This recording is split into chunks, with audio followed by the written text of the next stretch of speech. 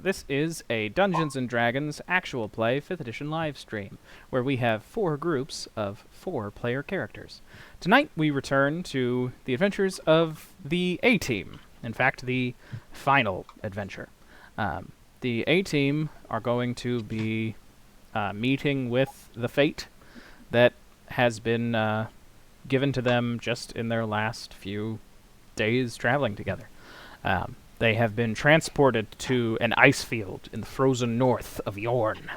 And once they arrived there, they saw that there were 12 other wayward adventurers. And that is where we're going to begin.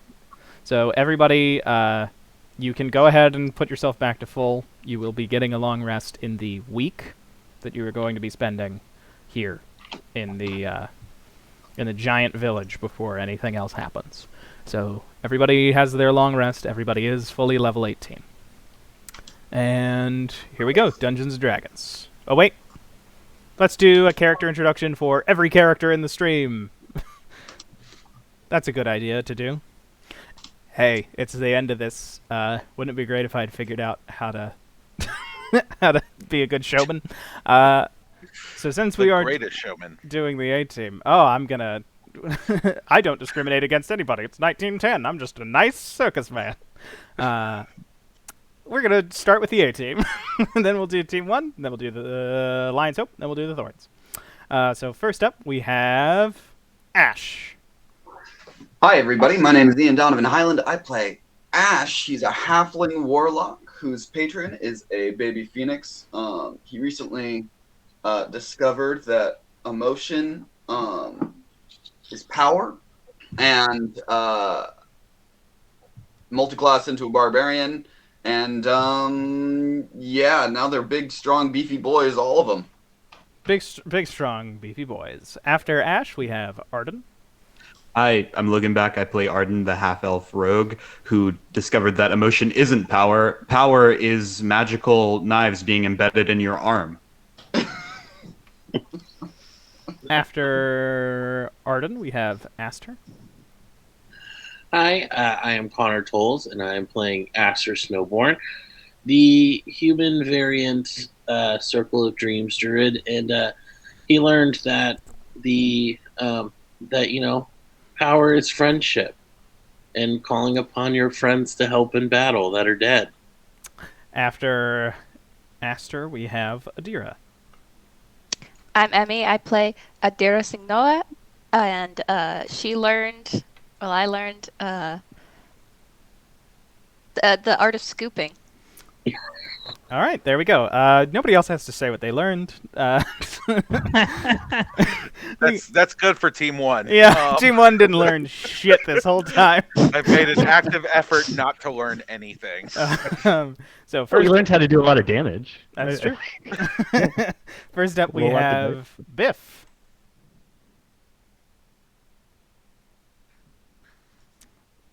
Zach, are you there? Biff Tree Needle. That wasn't good. That was Stevia.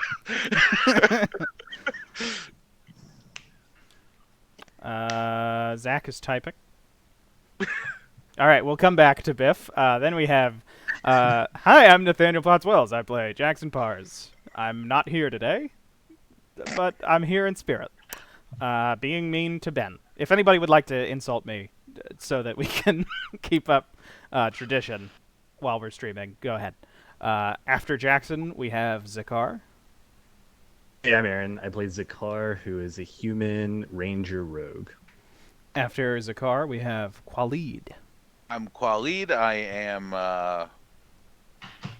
racially ambiguous, I guess, in this game. And I'm a paladin. And Brian. My name's Brian. Also, yeah, you're a bad person. I'm Nathaniel. Thank you. After that, we're going to go to the Lion's Hope. So we have Marcus. I'm still Aaron, and I also play Marcus, the druid from the Lion's Hope. After Marcus, we have Merahim. Hi, I'm Merahim. I'm a wizard, and I got horns. After Merahim, we have Akka, played by Nathaniel Potts-Wells. After Akka, we have Althea, Hello, I'm Connor Tolles again. I play Althea Nilo, the half-elven storm sorceress, celestial patron, warlock. That's right. And then we go to the Thorns. First up, we have Soren. Hi, it's me again. I killed a dragon last time. I'm the youngest sibling. There we go. Your name? I'm Soren. All right. And then we have Sybil. That was actually a very simple thing to do. Yeah, it was. Again, I'm Emmy, and I play Sybil, the Middleist Erickson sibling. She is a bard cleric. After Sybil, we have Sebastian. Hi, it's me, Brian, this time. I did that right. And I'm Sebastian, the oldest brother and best boy. Also killed a dragon. Yeah. Also killed a dragon. Bless you, my mom. Then we have Stevia, who's also played by Zach. So, Hi, I'm Zach Harmon. Hey. I play Stevia Carnon, the always hungry hammer girl. Mhm. I also play Biff Tree Needle, a halfling bard who has been A hammer inside boy. been inside the heart of a living dragon while on drugs. Wow.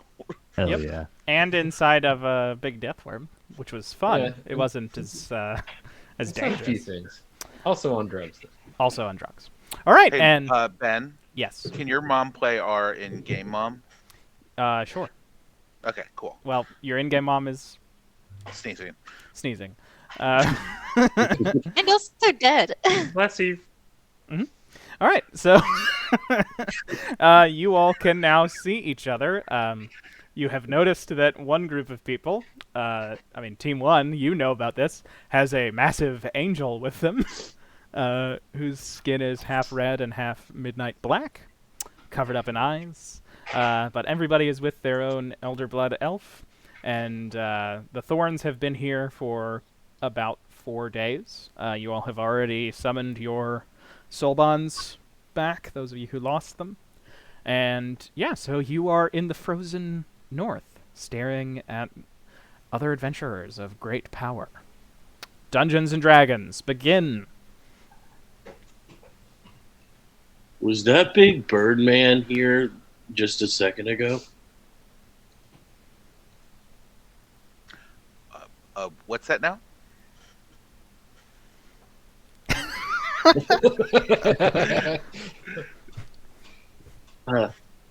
Never mind. Hi, everybody. My name's Axter. Are we dead? Does that question mean we're dead? Who's saying this? This is quality. Waleed, okay. I'm pretty sure we're not dead. We're just somewhere else. Yes. Like, I don't know if I can die. So, Probably not. like at this point, right? You all don't think Yeah. you can die? Yeah, wow. Hasn't There's a happened reason yet. he can't die. I think we all Yeah. die quite a bit. I mean, I I've am got a Waleed. I think Aster and I have come close to dying before. Yeah. Oh. I think I was like fully dead. I talked to somebody, took my eye. Oh, that's right. Biff, are These these guys your skip- drug people? No, they don't belong to me. I actually feel dead every morning when I wake up. So Yeah. they're clearly not part of my crowd. Not These until guys your just, first cup of coffee, right? Sorry. Sorry, Zakar. Yes, coffee. These guys just skip over the small talk, don't they? They just go straight to death. I guess so. Jeez. Adira is going to recognize that. Well, I think she obviously recognizes that. Zakar has a symbol of Shul Mazdan. And is there a way that people of Chrysantrianism greet each other? They say, be blessed. Okay. Oh, be blessed. It's nice to meet you. Oh, be blessed. Are you a member of the faith? Yeah, she has giant earrings with the same Oh, symbol. she does. Oh, okay. Yeah. Oh, I couldn't see your earrings. Those are beautiful. Yeah, these aren't Biff's drug people. I'm sure not. No. Uh-huh. I mean, don't think I'm a drug person. potential future drug people, maybe. You guys want to do some drugs? No. Oh. I'm sure. What do you have? Like specifically? Sister, maybe you don't take drugs again. Biff pulls out a tackle box. Little kid here. I smoked some like pink opium once. It was a lot of fun. There's a guy who really knew how to party back at the place where we were just at. Damn. What was that town again? Seldomus. Assault Seldomus. He had a lot of flamingos. It was honestly kind of trippy. Pink Hey, everywhere. It was really Sebastian here. Who was that? What's the name? nice. His name was Alcumenes. He made Yeah. my dagger. Yeah. oh We all yeah, had an opium pile. We sat and cuddled after you died. that is true. I was a dog. You what? You were a dog. He turns Yeah, into hold a on. dog Show to him, sleep. show him. They might throw up. Normal. Do it, do it, do I'm it. gonna I'm gonna wild shape my weird, creepy animorph wild shape into a wolf, into a dire wolf, a big, not white dire wolf, but a big black dire wolf. I look like the night wolf. It's a chill. It's a chill definition of dog. Okay, do we have to roll for characters throw up? Uh, Not us anymore. We're good at looking away. yeah, not We're hardened. not the A team, and I think that was just an A team thing. So I think everybody else is like, oh, gross, but they don't have to throw up. Okay. He just nods sagely, like, yes, yes. The Yornish druids do go through every step of the transformation process, unlike most other druids. Hearing that, I'm gonna walk over. And I'm just gonna lick Marahim's face. Someone who recognizes my people, and then immediately walk. Brings his glasses out and like awkwardly pats him on the head. While he's awkwardly patting me on the head, right after I licked him, I just drop my wild shape. And hi. Hello? You don't perchance to like also go by Friar Rush, do you? He looks over at Althea and goes, do you have any fucking idea what this person is talking about? No. I'm Marahim. Yeah, did you go by Hey Adira, what was her name? Adira's going to walk over and like scoop up Aster. Sorry about our druid. Here's the thing. We met some changelings that took your faces. They took our face. Yes, they're dead now. I guess that's a good thing. Except for one. You killed all of them but one. And I wave over at Sybil and I say, "Hi, Gossamer." That's not Yeah. Gossamer. Yeah, your face is the one that's still out there. Someone has your face. What? Where did you leave your face? I have my face. Do you have like more? Did you have more than one? Are you sure it ain't been swapped out for like a Like, are you only wearing your magic angry- face? Maybe you're You wearing pick your angry royalties on face your right song. now. Ash leans over to Adira and goes, yeah, how did they end up getting all these people's faces in the first place? Is it just random or... Didn't they say something about like two of them were some of somebody's enemy or something? Yeah, but like, how did they know? Have they met these changelings before? Have y'all ever been to what was the name of that city we were just in? Seldomus. Seldomus. Yeah. Have y'all ever been to Seldamus? No. Oh, Not that I recall. I've most likely been to Seldamus, but I don't know if it's been any time. It hasn't been recently. No, I don't think I've been there. Does somebody have my face? No. No. Do I have my face right now? Yeah. You're good. Oh, Your yeah. face is there, honey. Don't worry. Don't worry. Oh, thank you. They had sorry, the other half elf boy's face. One of them did. He is also dead. Oh, good. Yeah, the real angry one.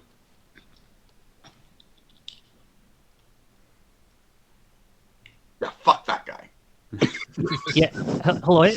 I'm Marcus. And yeah, I was just wondering if those changelings are still around somewhere. Like, could we hire their services to get like my face on them just for a little bit, and my friend Arca here? Yeah. Well- What? Do you know their name? Well, they're all dead except for one. Well, technically except for two, but one of them is no longer a changeling. She's now, what was she? A very pink. cute thief? tiefling. Tiefling. Yeah, yeah. We brought her back. We killed her and then we brought her back in a different body. No. She was sick. It was like Something a happened system- to her. It was like yeah. Yep. She ran away. No. No. Oh my! She was attacked and killed. Oh yeah, we were planning on killing her. No. And something else happened. You're right. No, I don't think that's how that happened. I think that was us out of character discussing murdering her, not in character. Oh, this is just my plan then. Sorry.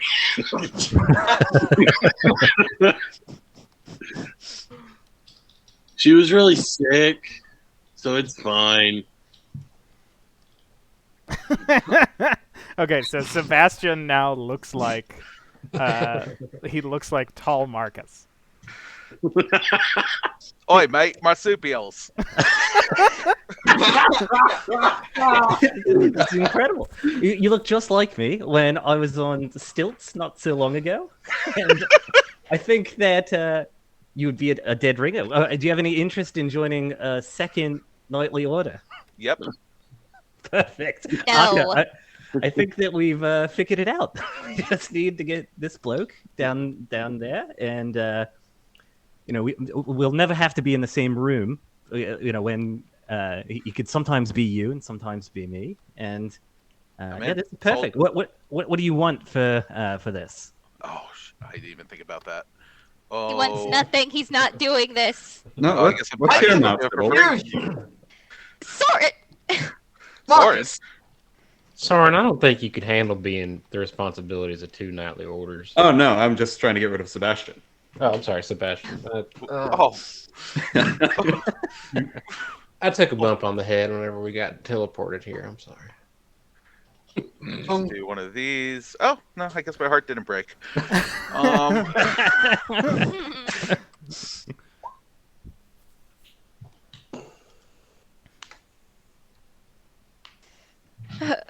Well, We should Anyway, what's probably the deal with the angel?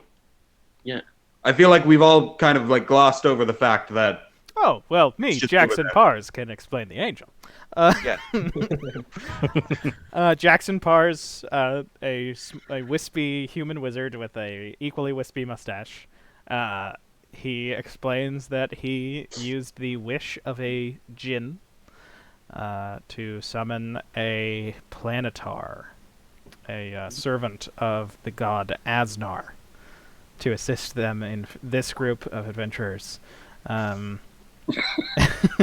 in fighting a dragon. And he's not sure when Tazanar, the planetar, is meant to disappear. And he looks at Tazanar, and Tazanar just shrugs. Yes, I also have an angel horse. If anyone's interested in that, I know the planetars weren't. interesting. But some of us don't have that high of spells.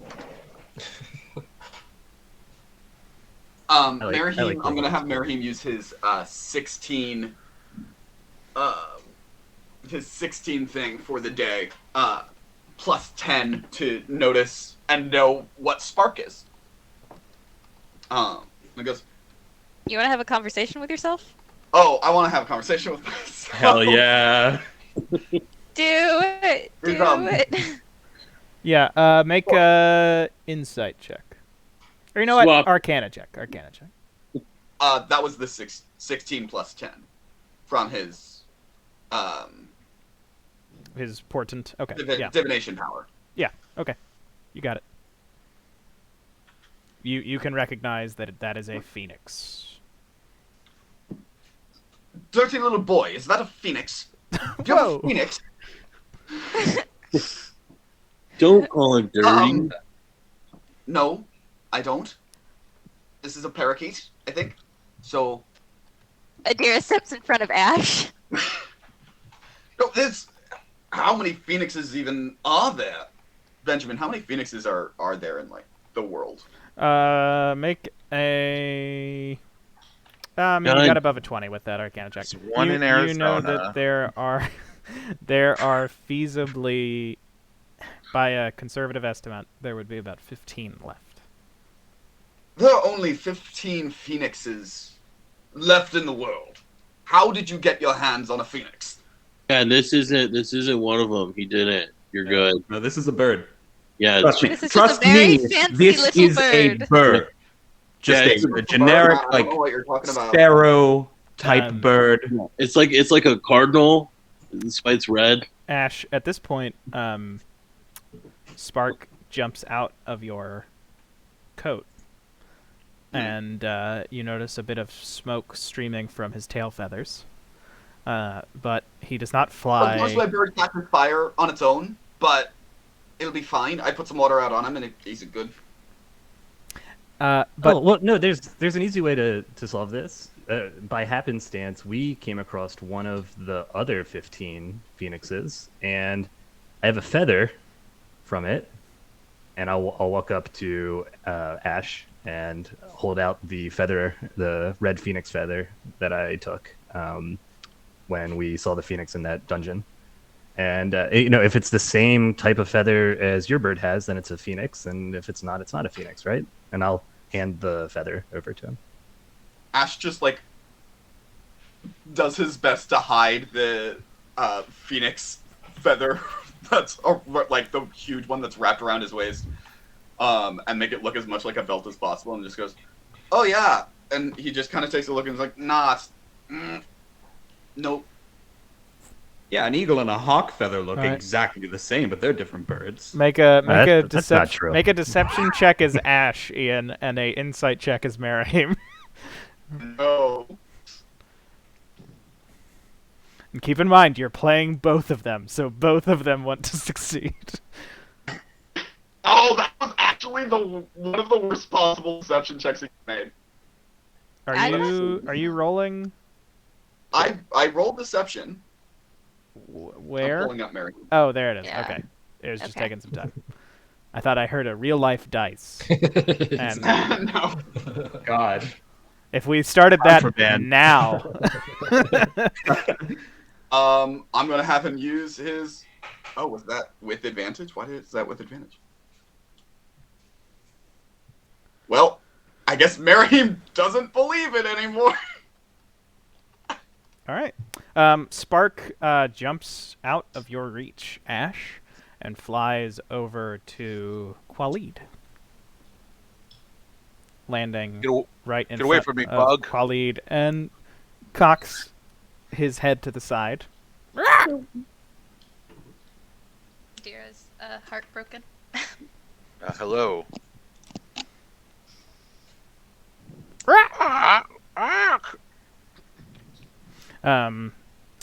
Spark, Do I know the language of birds? you do not.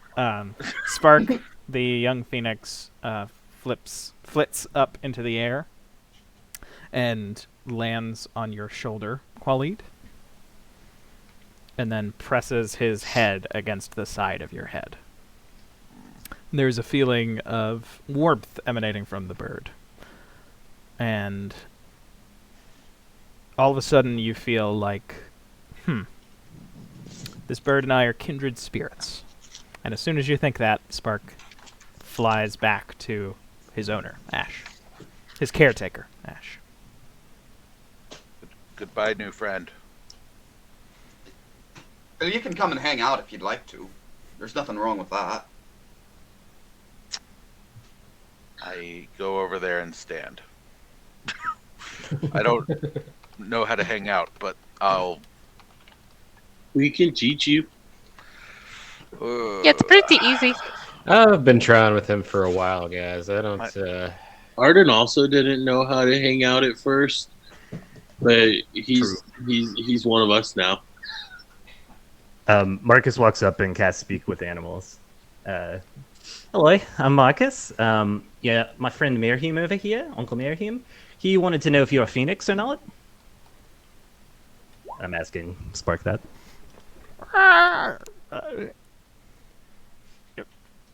I'm a phoenix. Yeah, and back in common. Yeah, I just asked this bloke over here. He says he is a phoenix, actually.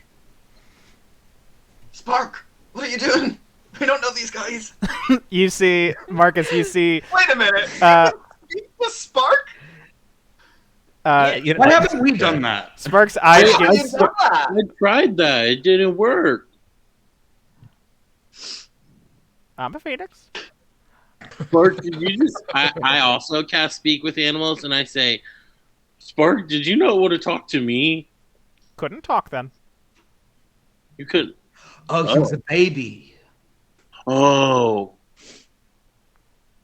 Weird. All right.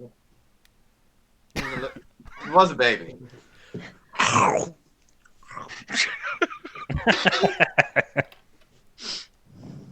Anybody have any bugs or something? I think he might be hungry. Oh, here. Aster pulls out some of his pocket bugs that he's been keeping for Spark since we've all started The pocket together. Yeah. Are any of those bugs affronts to God? I don't know what that means. There was a big word right there in the middle, and I'm not entirely sure. Oh, he means one like this. And Jackson summons his beetle with the symbol of Qualid's god on the back. Oh my god. No, And no, they're not. I mean this beetle is quite big and juicy, but I don't think it's an affront to anything. So you got a big juicy beetle over there? Yeah. Stevia, don't eat it. Why not? I've eaten worse. It's for the bird. Well, It's Stevia, to feed the little bird. I mean, here I have a second juicy beetle. Right now, you can have it. that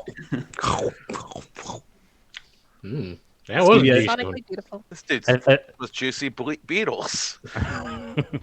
Steve, I've been working on my cooking since we last met, and I was wondering if you had any meat on you that maybe we could grill up. Yeah, let me check, see what I got here. Do we still have any of that dragon meat? I think we do. I think we do. Do we Yeah, have I the mean- new dragon meat? I would have had freshly harvested. Right? No, we Oh, yeah, we dipped right yeah. after that.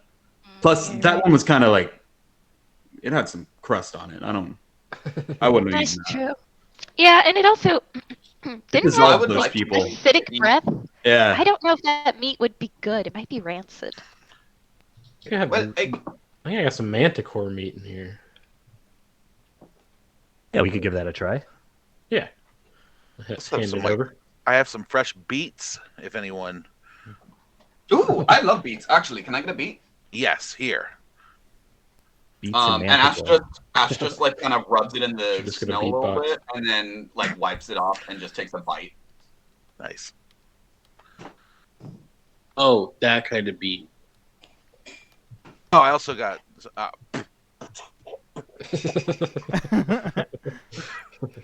Oh yeah, I got some dragon meat. Aster just starts like really weirdly bobbing to the music, not really on time, but he definitely looks like he's feeling himself. Oh, it's definitely about the notes I'm not playing. Wait, who's playing music? I was beatboxing. Oh. But who Wait, was it? Sebastian or Sebastian. Qualid would not beatbox. Quality only throat sings. Ash Sybil's goes gonna up to join in. Qualid and goes,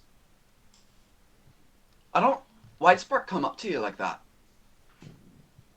Say that again. Why'd Spark come up to you like that?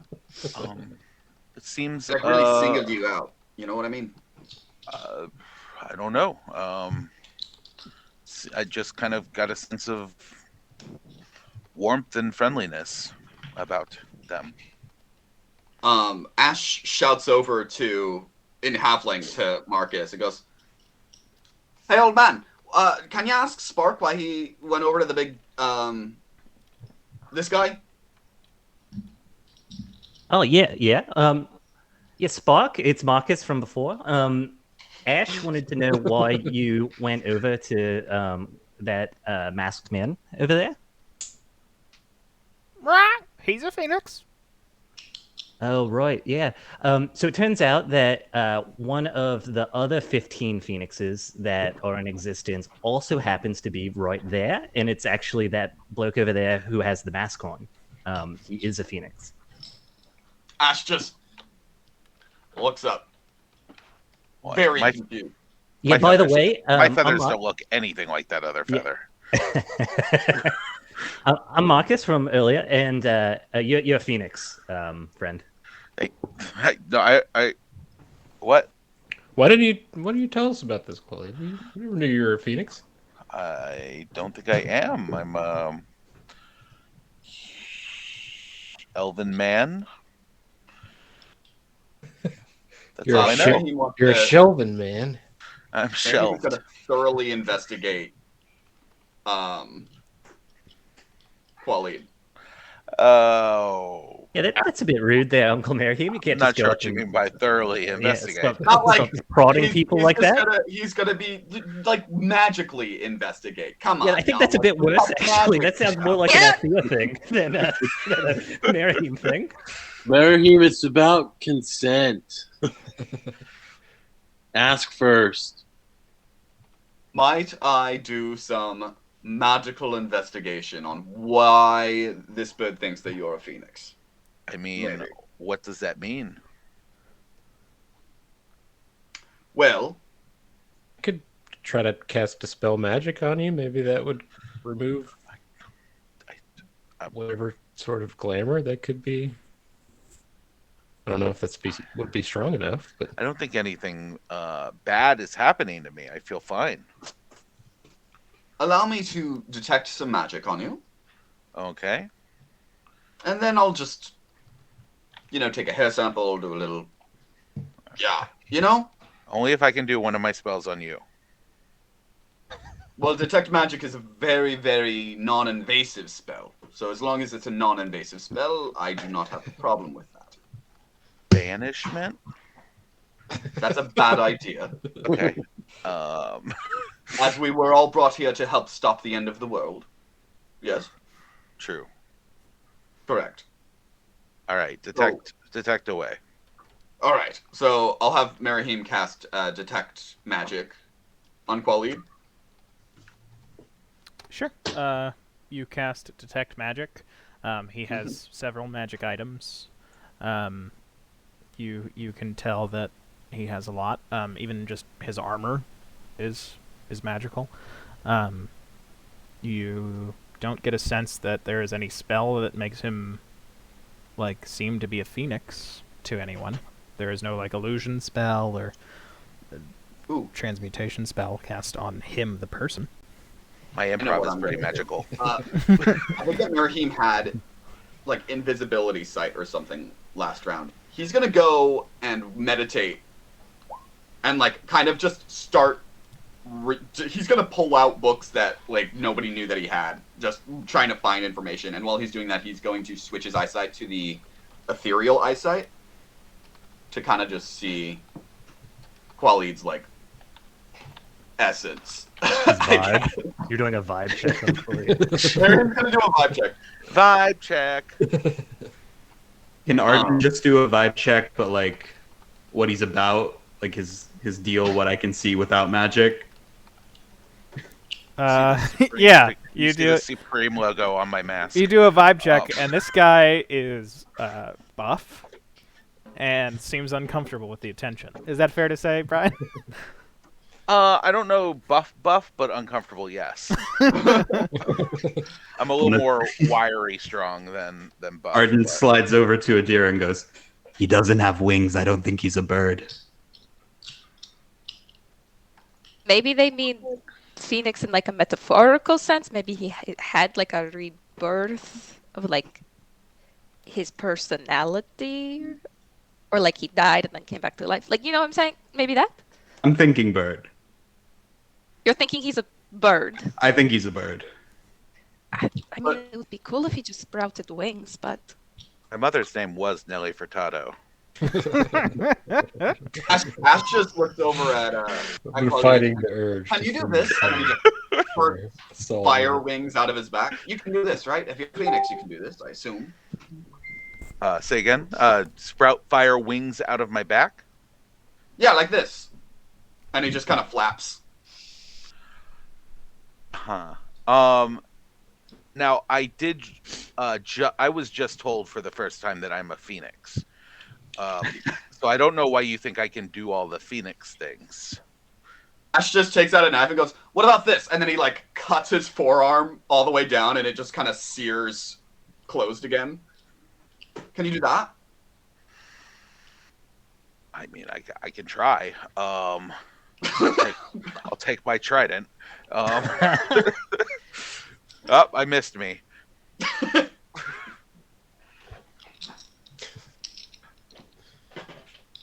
No, it didn't close. I am very cut Oh, in more than one way. Am I right, Biff? Hey. I've been learning from Biff. I wouldn't know. I'm uncut personally. So. Okay, I think we've been different kinds of cut. have you died? I'm back. I mean, I'm reborn in my God's image. Well, no, you're not. But see, Died in fire. Born in Yeah, fire. he says that you were died in fire and then you were born in fire again. Something about fire. Phoenix. Yeah, and then reiterating the whole Phoenix deal. Phoenix. Yeah, now he just keeps saying Phoenix Sparks over and starts over again. hopping up and down. And you all notice that whenever he touches the snow, it just like immediately starts to melt. Yeah, birds do that. Ash looks at Spark and goes, "Should we just set him on fire and see if he comes back?" please don't set a person on fire. It seems a bit rude.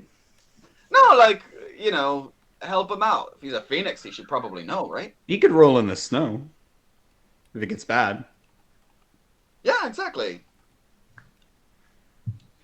Maybe it's like a fight or flight response that maybe you just need to jolt it out of him.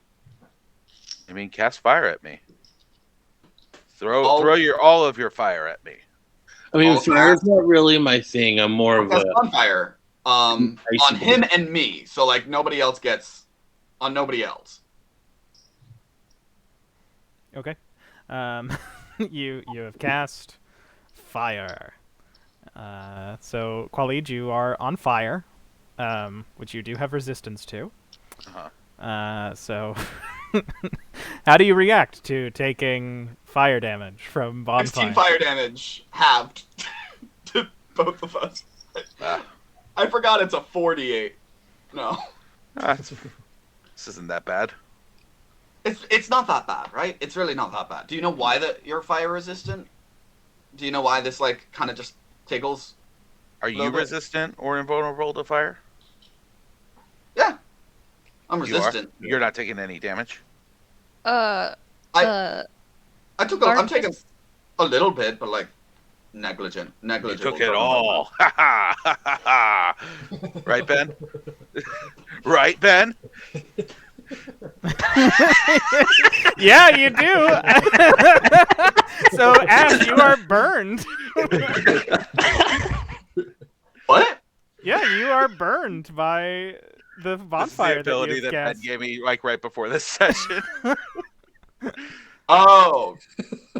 I mean, ow. Yeah, it feels fine to me. I'll step out. Oh, bye.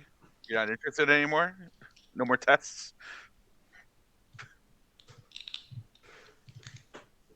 I was a little rude. Oh, I'm I'm sorry. just gonna sulk away. It's like just trying to help you, fucking dick. I don't control that. Yeah, it does just happen in his presence. Wait, what? What Yeah. just happened? So basically, when you cast the fire, you were like, well, it won't hurt me. And then all of a sudden, you started to burn. Rude. I forgot It's that in my presence. Brian had that. Yeah. Just, if you are immune or resist fire, no, you don't. It's a good way for me to find out, too, in this moment. Yeah. Avatar of a fire god gets you some bonuses with fire. Well, there goes my temporary HP. Thank you. Sorry. For that. Well, I mean, it's going to be a week. We'll be Yeah, we'll be you fine. got a week to play with Spark. I also immediately just temporary HP. So we're good. It's fine. Ash is just feeling a little. He hasn't had fire hurt him in a long time, so it's very confusing. Usually that heals him. It's really weird. So, sorry everyone. You all have fought Jackson? dragons. No. This isn't what your friend Jackson sounds like. You all have fought dragons. Would you like us to allow you all to rest, perhaps, and then you could, once reinvigorated, you could speak again with each other and formulate plans and that sort of thing. Sure. All right, I'm just moving you all to another map. This is when the long rest basically takes effect for those of you who literally just fought a dragon.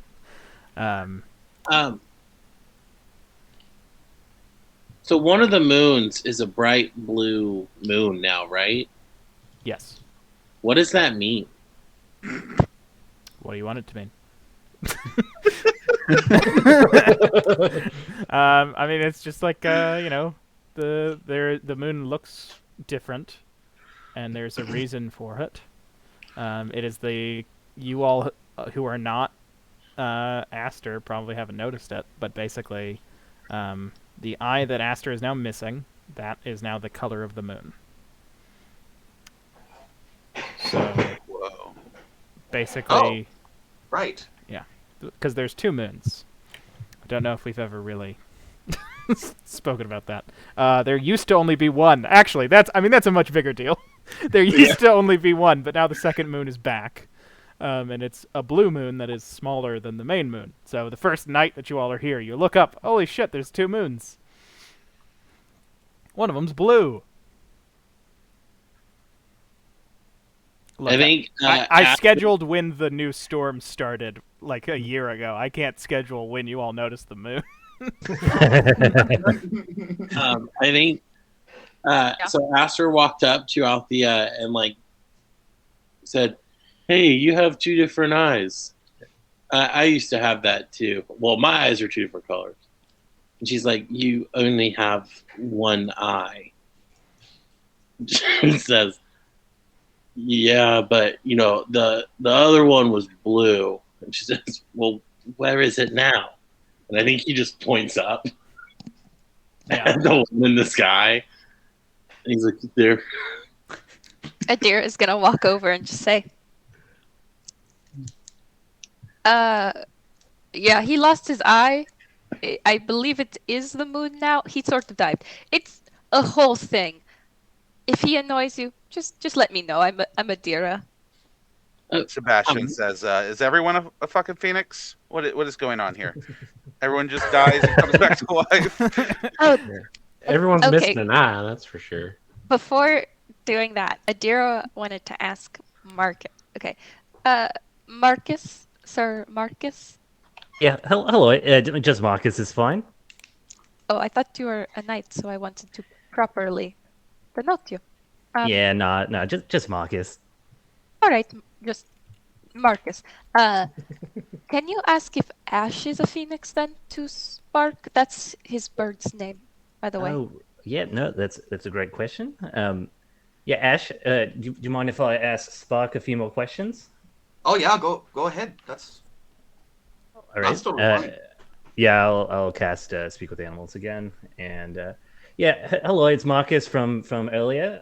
Spark. Hello. And here over there, just wanted to know, is Ash also a phoenix then? Phoenix. Yes. Oh yeah. Hey, Ash, just a heads up, you are also a phoenix. Ash is my brother. I'm a halfling. Oh, and this bloke here on your shoulder, he's your brother. Ash just Soren, looks are you at a Spark phoenix? and goes, "You're from. You're. My mom gave birth to you." Yeah, Ash wants to know if you came out of his mother, like he did.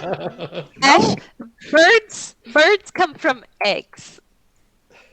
No. Like they're Ash's mom laid an egg. My mom laid an egg then.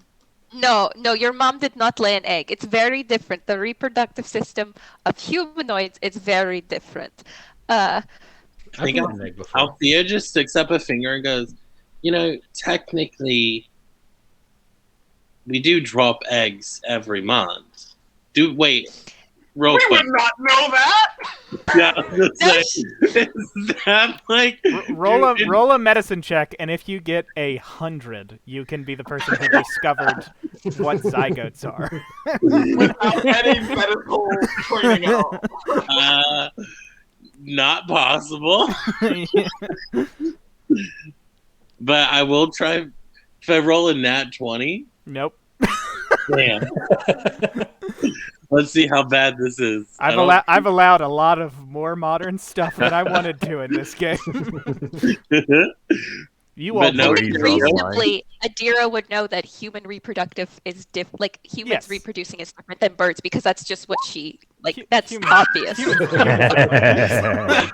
Eggs are a thing. 90 difference.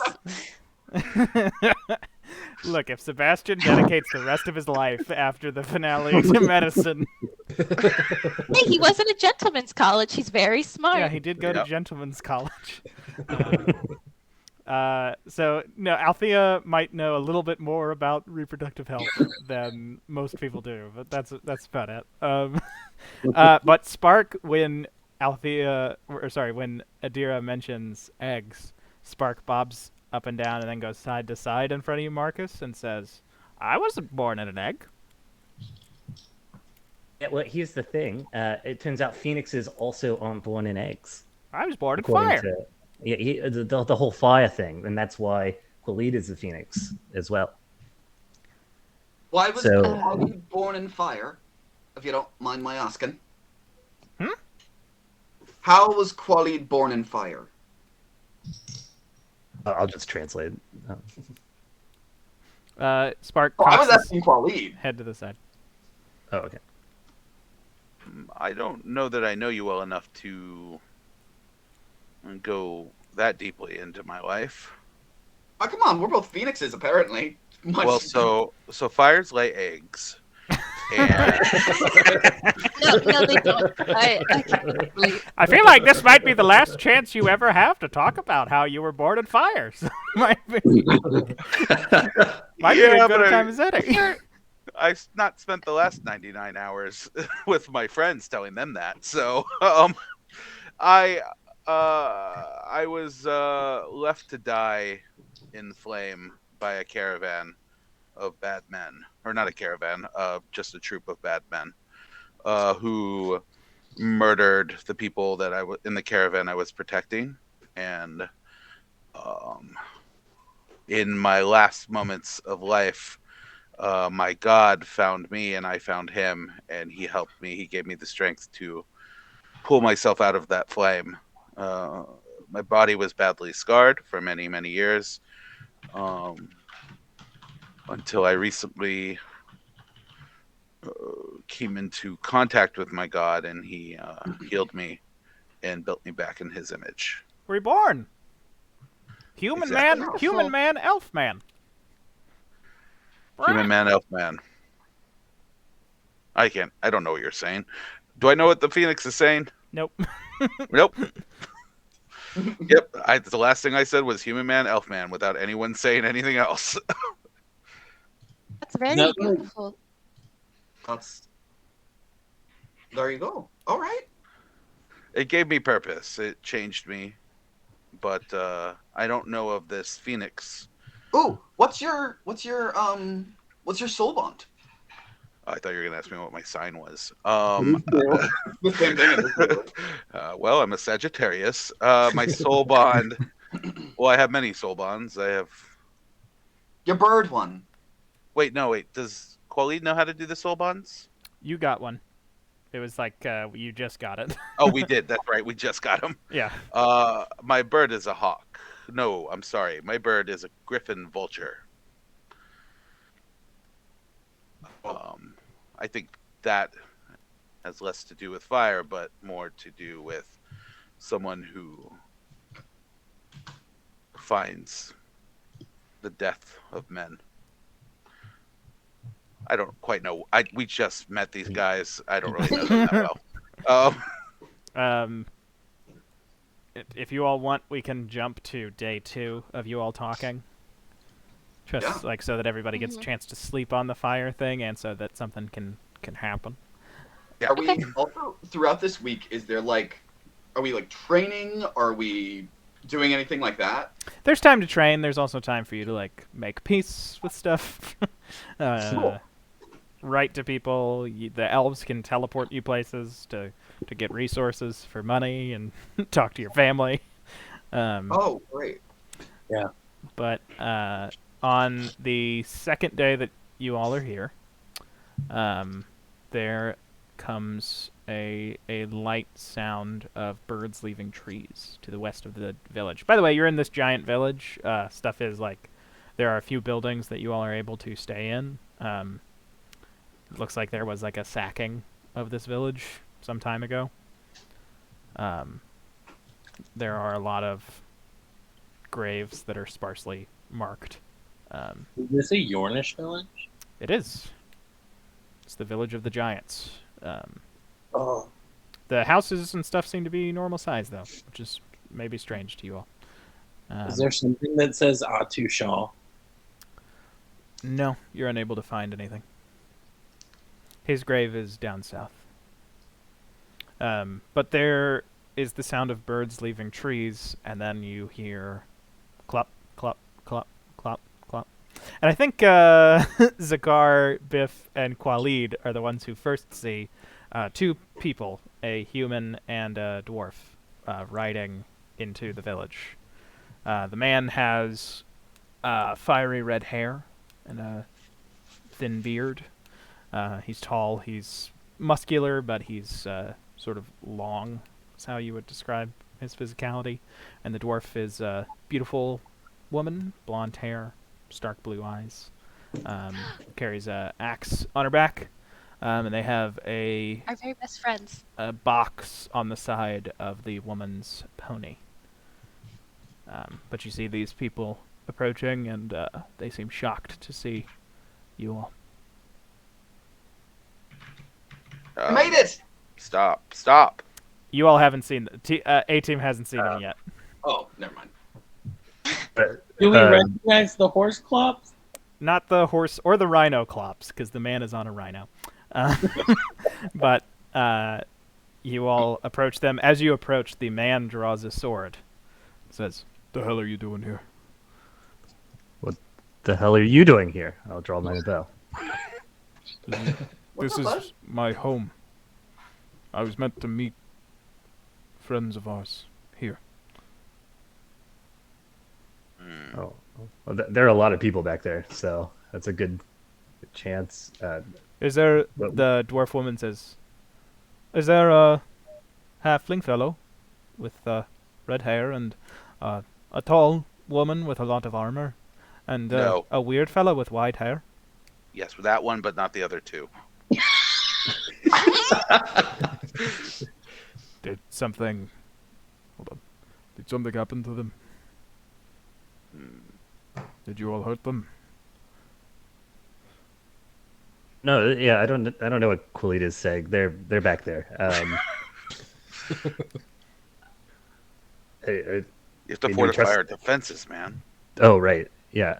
Here's a spell that I haven't used the entire campaign. I'll cast Zone of Truth underneath of them. And, What? Both of them don't understand the spell enough to even try to resist it, so they both just fail. Okay.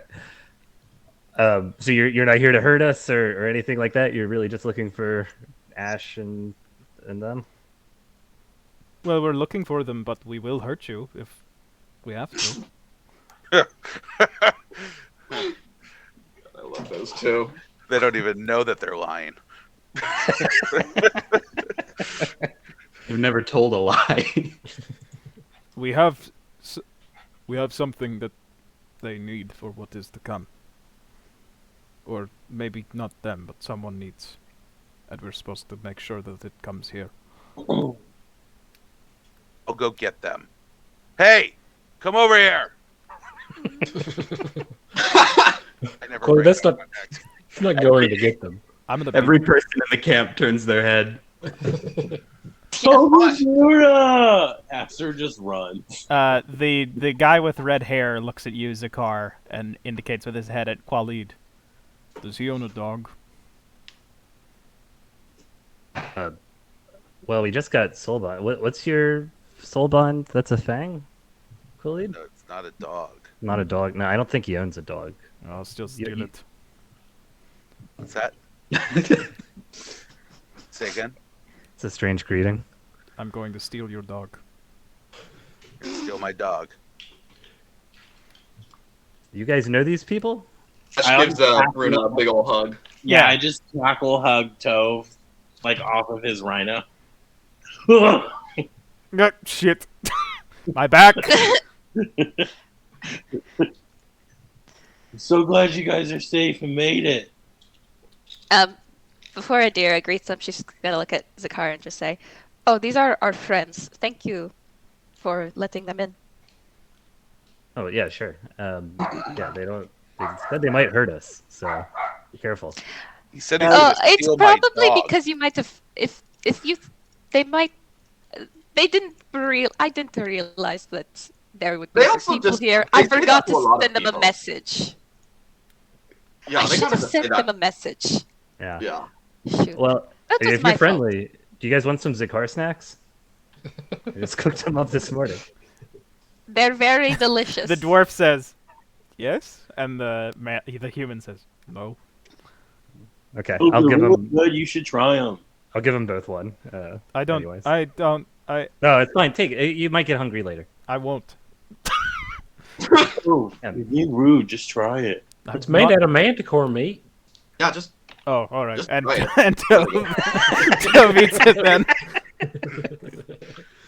I If- fly away on my Pegasus. If you all don't mind, Tove lifts the box that is on Bruna's saddle, and he goes to hand it to you, Aster, and then he says, and he moves Don't and do gives that. it to Adira. Wait, while I still have you here in this zone of truth, you could tell me, do you like the Zakar snacks? did you roll for cooking? I don't no, think he didn't has roll. to. He's a chef. I mean, I can do the 19. Oh, it's a thing. It's the chef. Oh, we got the Yeah. chef feet. Oh wait, The dwarf says, "Yes, I did." And Oh, the good. human just doesn't say anything. All right. Tove. Don't worry, he's just like that. Are they spicy? Doesn't mean any harm. What Yeah, I is- think so. What is it, Astor? As he hands the box over to Adira. He's still in the zone of truth. Yep. How was your alone time with Bruna? God. Hey, we're fulfilling our last and final duties as matchmakers. Exactly. We gotta figure out how it went. Here's the chalice, Tove says to Adira, and he walks off into the village. And then Bruna Wait, walks next to you Bruna, and gives you a inside big smile and says, "We got married." And Yeah. What? figured we might die, so good to do it now. And then Ash starts to dance. I run up and tackle hug Tove again. shit. he I'm gonna spins join. you and digs your head into the dirt, and then gets up and runs off because he's much more athletic than you. So there's no rolling for it. Yeah. And then he leaves, and the two of them go to stare at Tove's childhood home that has been turned into ruins. Oh. This is a very sad honeymoon. Honeymoon. Hey, Tove, this one's not embarrassing. I promise. He's no longer in the zone of truth. Yeah. I'm not actually gonna yell that out. I'm just gonna walk over to him. So I still have these, and I pull out the bag of Atushal's ashes. I don't know if you want to like spread them here or not. I don't know if you would like. I don't know if this is where you met him or anything, but I could tell this was like a giant's village. Aye, it's where we grew up. I will honor him. Thank you. And he takes them from you. I just like grab his face, and I like just put my forehead to his forehead, and say the night wolf is with you, and I kiss him on the forehead, and I walk away. All right. And so there are two new people here. It seems like what's basically going on with them is long periods of melancholy for the man as he goes and looks at buildings that have been torn apart. And then the two of them being happy with each other and happily talking to the A-team. But then a few days later, well, the next day, there is another arrival. But this one, there is no time heralding it, and I need everybody to be on their on the balls of their feet for this one, because two shapes appear. Vroom. Like a beam of light just grows from the ground into two shapes, and standing there is a handsome wizard in his maybe 40s. He's got long hair. It's like a light brown with some silver streaks running through it. He's got a beard, a long flowing robe, and next to him there is a beautiful young woman in Juhanese robes. And as they appear, her arm is raised, and once the line of light goes into just real physical human shapes, you see that she is drinking out of a flask. Where are they? They Who are sees her first? right down here. I'm having trouble putting them on the right layer. There they are. You see Caladrius and Yuyan. So to Team 1, you see your friend Yuyan and a wizard Dilf. To the A-team, you see two people you recognize. To the Order of the Lion's Hope, you see that motherfucker. That motherfucker. They hold no Ash significance immediately to the goes up to- thorns. What? Yeah. They hold no significance to the thorns. Ash goes over to Adira and is like, "All right, now's the chance. You gotta go. You gotta go for it. You gotta go for it." She's just frozen, shaking. We killed the dragon. You have a date. We have like a week left. Do it. Yeah, that's true. You gotta Okay. do it. I can do it. I'm a strong and capable woman. Nadira's gonna go up to you, Jan. All right, Biff, it looks like is already speaking with you, Jan. Oh, 30 minutes to work up that. I was just wondering if you want to go out now.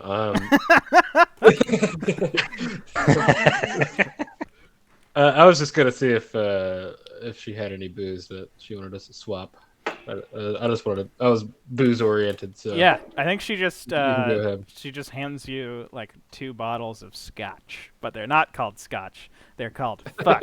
Where I have a name for the Scotland analog, but I don't have it available to me now.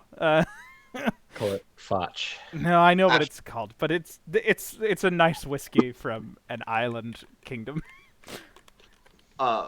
Ash leans over to Biff and says to them, in halfling, whispers, "Hey, so my friend really wants to ask you, Yon, out. Can we give him a moment?" Oh yeah, sure. I got what I came for. Ooh, is that booze? Yeah, you wanna? Is that from Fantasy Scotland? Yeah, you're familiar with the vintage? Yeah. Fuck 'em.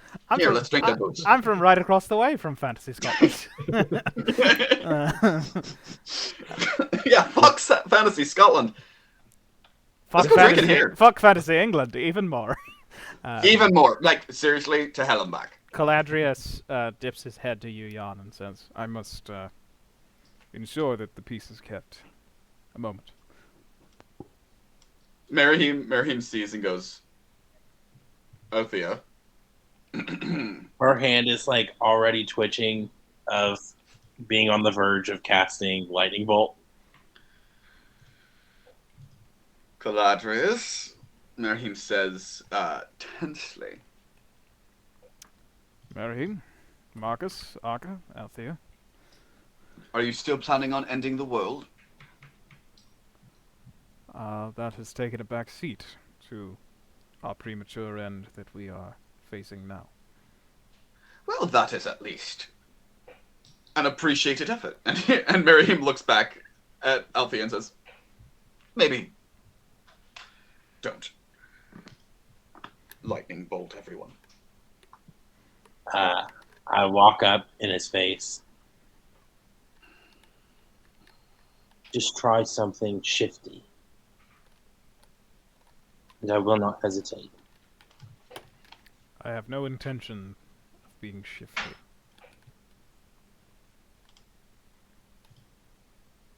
But if I do change my mind, you'll be the first to know.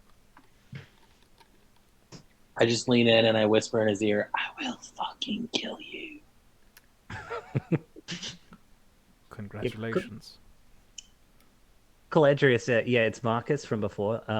Actually, I had something I wanted to talk with you about, and we could do that later. But Oh, of course, you want to ask me out. All right. yeah, I can reject you in private, sure.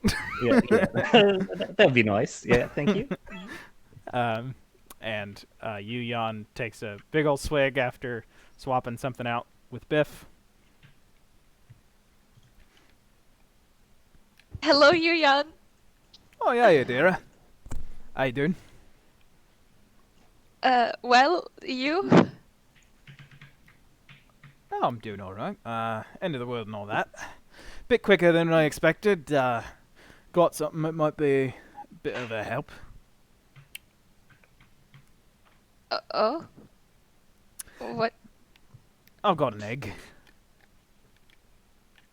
Well, it's not an egg anymore. And she lifts her satchel, and you see it looks more like a snake than anything else. A copper, like shiny copper head wiggle its way Eggs do come from humans. out of out of her bag, and she scratches it like right on the neck. This little guy's gonna do us a favor. What is he going to do? Oh, well, he's going to make sure that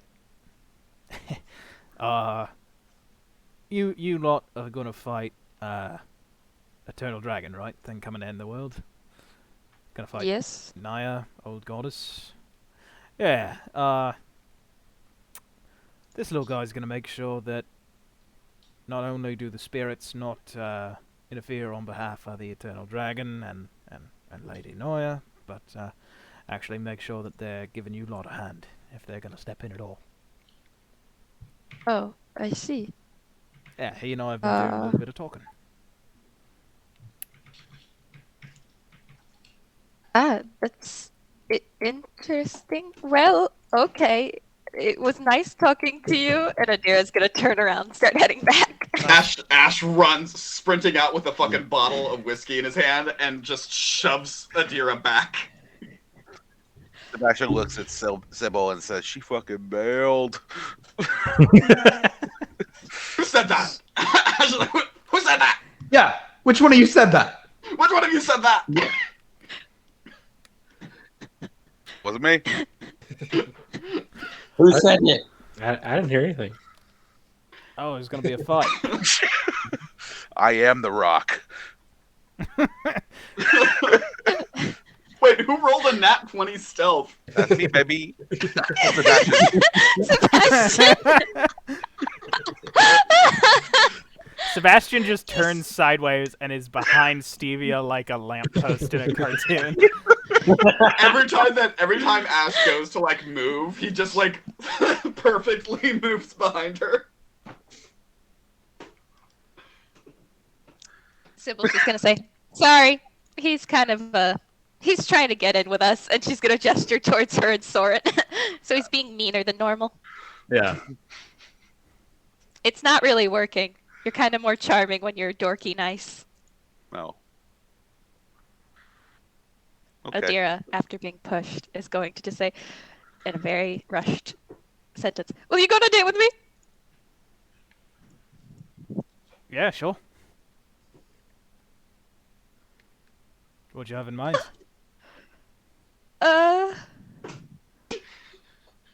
Didn't get that far. Turn back Oh, towards shit, Ash. didn't and find Arden. anything.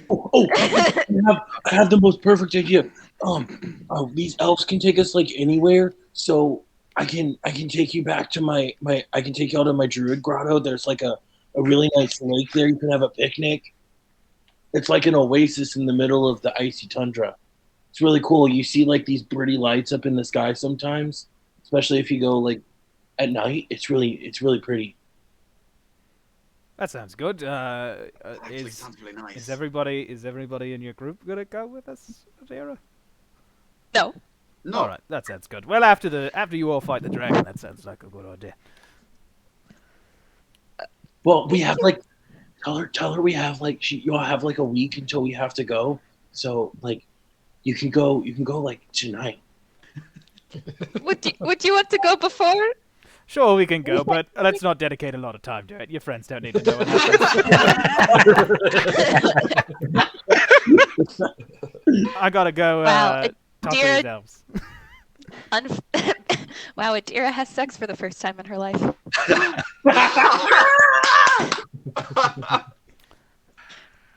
If you all didn't see the fact that she was a virgin coming, that's on you. I have been, at the request of the elves of the Elder Blood, I have been, I'm going to assist whoever is facing the Eternal Dragon. Not directly, as the Elder Blood Elves believe in destiny, which I do not. But I offer my services. I will ensure that he is not able to manipulate the field of battle any more than being a god allows him to. But for the moment, I was simply making sure that Yu Yon could arrive here safely. Do you provide any other services? What do you mean? Oh, Do you need something creative? That's not quite my forte. let's see. No, I thought there was something. Sorry. All right. They fucking bailed.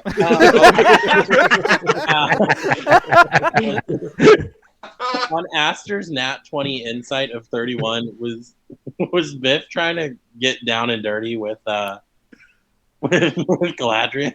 Oh yeah, for sure. They felt a strong daddy vibe, and I guess they misread it. Caladrius I walks mean, over to the Galadrius is very hot. Yeah. A team and says, "Good luck," with a nice smile, and then he leans down and scratches Spark behind the head.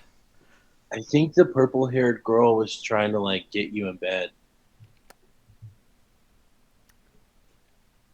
That is not an interest of mine. And Caladrius zoom, teleports away. He's on that Sigma grind set.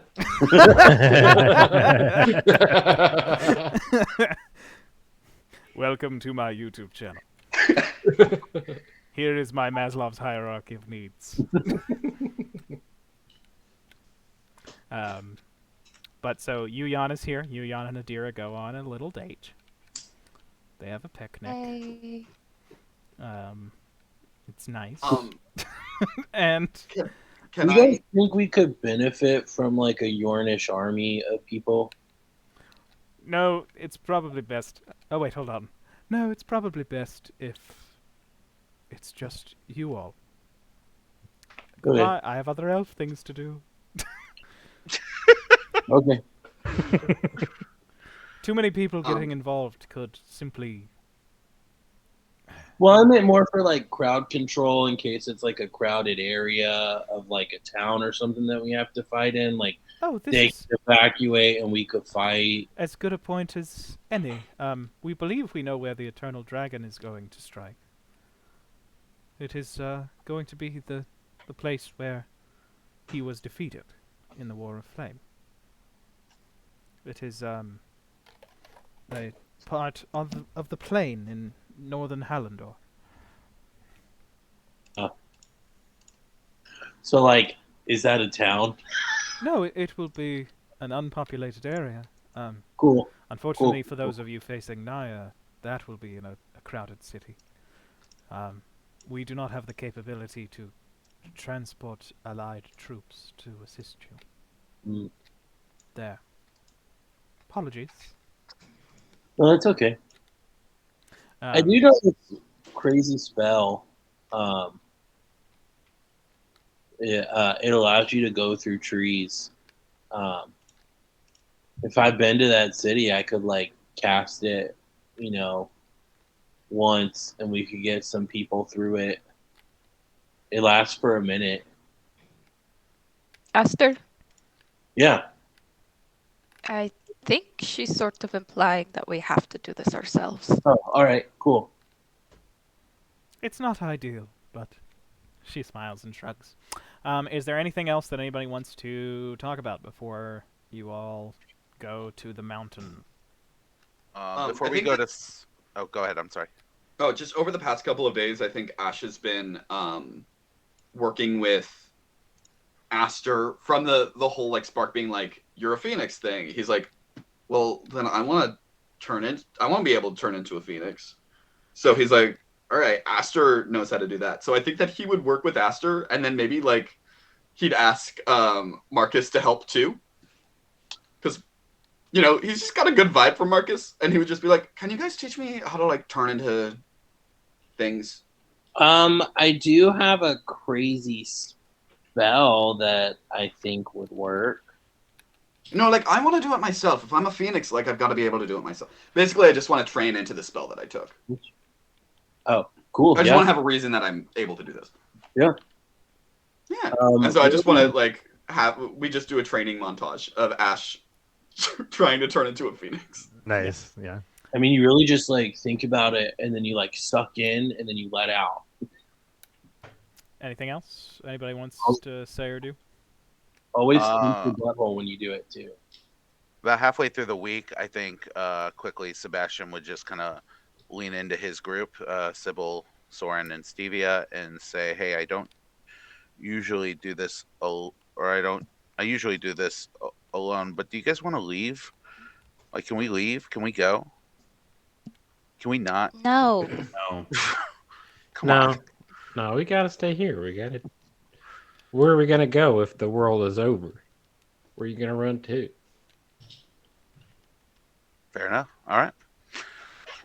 Also, do you or do you not want to have a song about how you chopped 1,000 trees down with your golden axe, slayed a dragon, and killed a vengeful god trying to destroy the world? I feel like everyone's slaying dragons now. Yes, but it seems like you slayed the first one. That's true. All right, I'm in. All right. We will go to the mountain after a quick 5-minute break.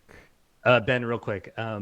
Yeah. Maybe we do this during the night session, but I did want to have the conversation with Caladrius. So, Yeah. That and like I'm okay with waiting on it. So, yep. Yeah. Okay. Do you want us to jump off the call now? No, I want you all to go down into the vault. Okay, Because got that's when, like, your all's adventure characters are going to get their powers, basically. Got it. Would So- we be swapping out just like our general magic weapons at all to people who need it? You possibly can, yeah. Yeah, feel like we have a lot on the Lion's Hope that we just do not use. So I kind of want to make sure that people get them if Yeah. they want them. So we're going to go on a 5-minute break. If you all want to discuss it while you're doing that, that's while we're on break. That's fine. I just have to pee. Okay. 5 minutes. I forgot until a minute ago. Alfred was walking around with a baby Bjorn egg on his stomach. Oh yeah. I wonder what that egg is. Okay, looking at the sheet, the helm of John Marshall, it would be super helpful for anyone on the team. That was a comment. Helm of the Dawn Marshal, I believe. So just read it Yeah, that's really good. for anyone on the A team, because I don't know if the other nobody on the Thorns casts a ton of fire spells, and I don't know about the other two teams. Yeah. I would say that this spell, the Helm of the Dawn Marshal, should go to Alfred. That's my vote. Or Adira. Okay, but my AC is already kind of high. I have like a 20 AC, and I think that it because what's Aster's AC? Or are you planning on wild shaping? My AC's a 15. I don't know if I'm gonna be wild shaping. I typically don't do my wild shapes in combat too often. Yeah, that's what I was thinking. I do a lot of spell shit. I think we're at the point though where like having that +1 from 15 to 16 isn't gonna be Yeah, that's true. much help. But like a 20 to 21 is better. better, and also you get It'll an keep advantage on me up saving so throws I against- can. Mm-hmm. And Plus, like- and then I can also heal because I have a Ex- lot of mass healing work. Like I have Exactly. a ton of spell slots. For Plus, mass you don't healing have work. as much HP, and that extra Yeah, 5 that's true. HP is helpful. And you and I fight close together way more often Yeah, than that's true. Ash and Aster. So yeah, Okay. I would say either you or Arden could also be useful for Arden. But to me, Arden sneaks in and out so much that I don't know if that would be super Yeah. helpful. I definitely think it should go to you. Okay. I wasn't trying to think of Adira first. Yeah. I'd say the circlet of the owl should definitely go to one of the wizards. But I don't Oh, know. I was gonna say it should go to Ash, shouldn't it? Just Does for he need that intelligence? not at all, but just to give him a 28 to go from 7 intelligence to 28 intelligence. I think That's a 21 intelligence jump. Sounds cruel. He suddenly knows Yeah, too right. much. I immediately Flowers- just get depressed about Flowers global for warming. Algernon situation. Yeah, I exactly. think he would just fall into existentialism. Yeah. I think the wilder mask should be for Aster. Mm-hmm. Well, Aster has a lot of attuned items, so you'd be giving something up. But- All I have is my reed choker and my cloak of Pepto Bismol. Yeah, so you'd have to Yeah, give you up could one give- of those. You could We give don't up even know what the cloak. cloak. Give up the cloak. We Yeah, don't know what it you know, does. Get rid of the cloak. We You have we three don't know what slots. it does at I all. thought you had 3 slots. No. Yes, but that, Wilder the- map This one takes up 2. takes up. Okay. Yeah, I mean, I'll give up the Cloak of Abysmal. I forget about it every time I use it on myself anyway. So Ben, what does the Anklet of the Spirit dance Oh, do? sorry. It's 1 HP at the start of every turn. Nice. Ooh. So you just get back 1 HP, Start of every turn. Yep. even if you're incapacitated, even if like you've been knocked unconscious. The start of every one of your turns, or the start of every turn? Every one of your turns. Let me add that verbiage in. Okay. Sorry. That's a good question. That's a very good question. Yeah.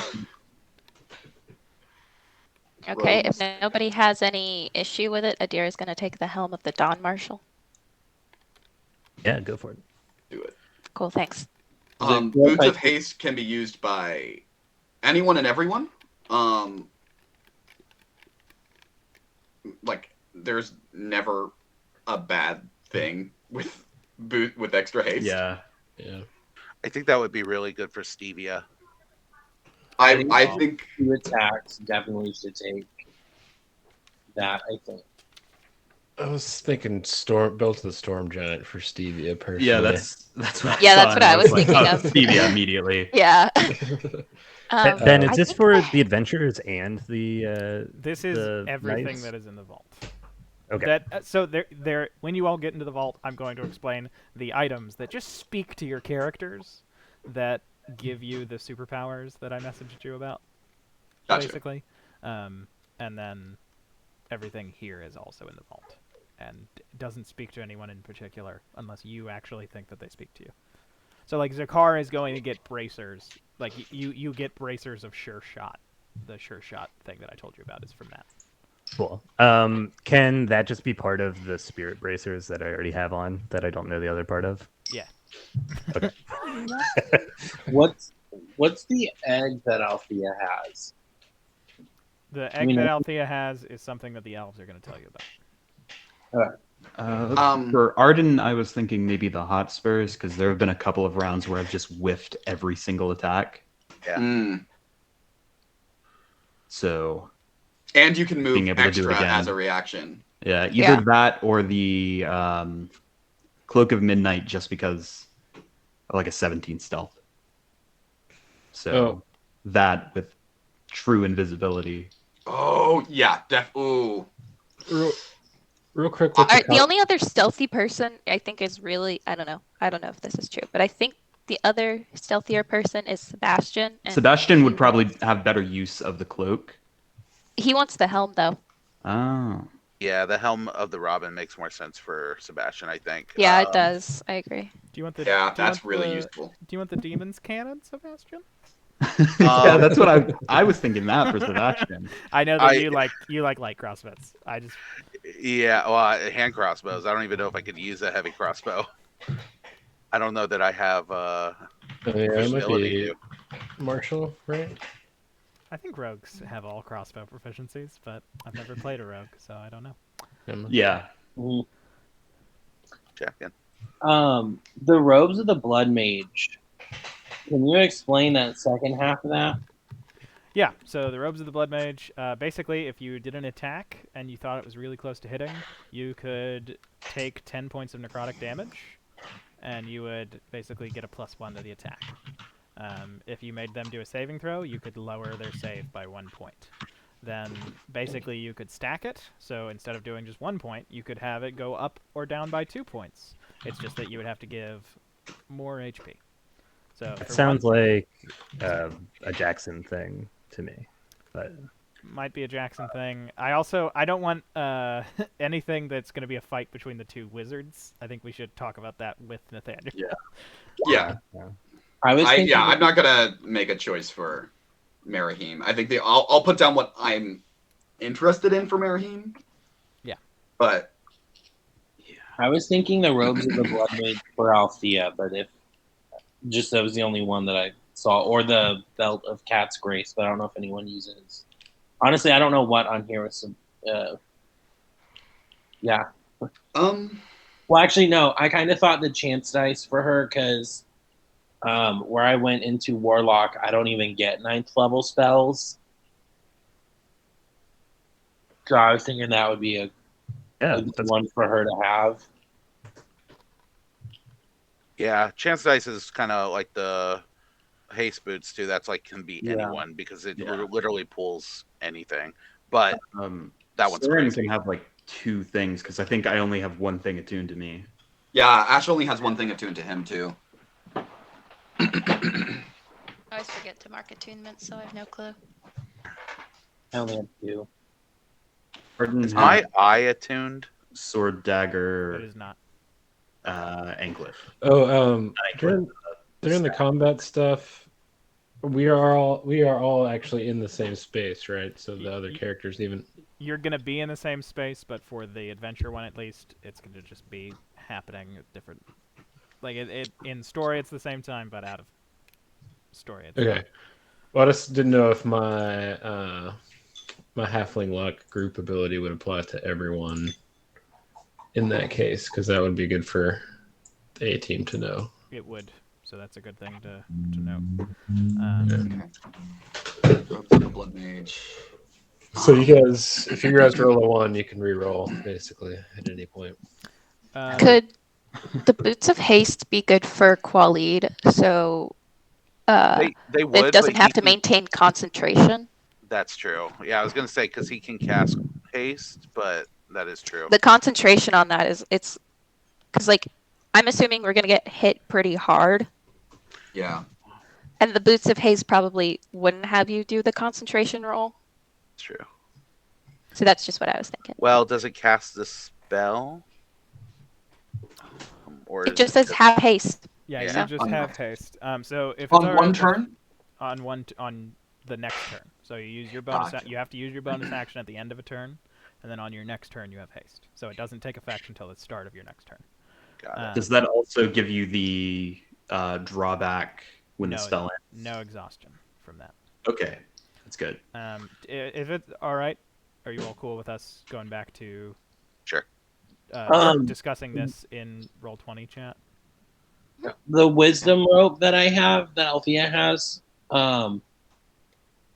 has that been unlocked at all? Yes, it has. I put the way that it got unlocked in Althea's sheet. Whoa! Wait, But, where? and it's not going. It's going to happen in story when you walk into the Giant's Vault. So on the 6th day that you all have been here in the Giant's Village, the elves come to you all in the morning and say that it is time.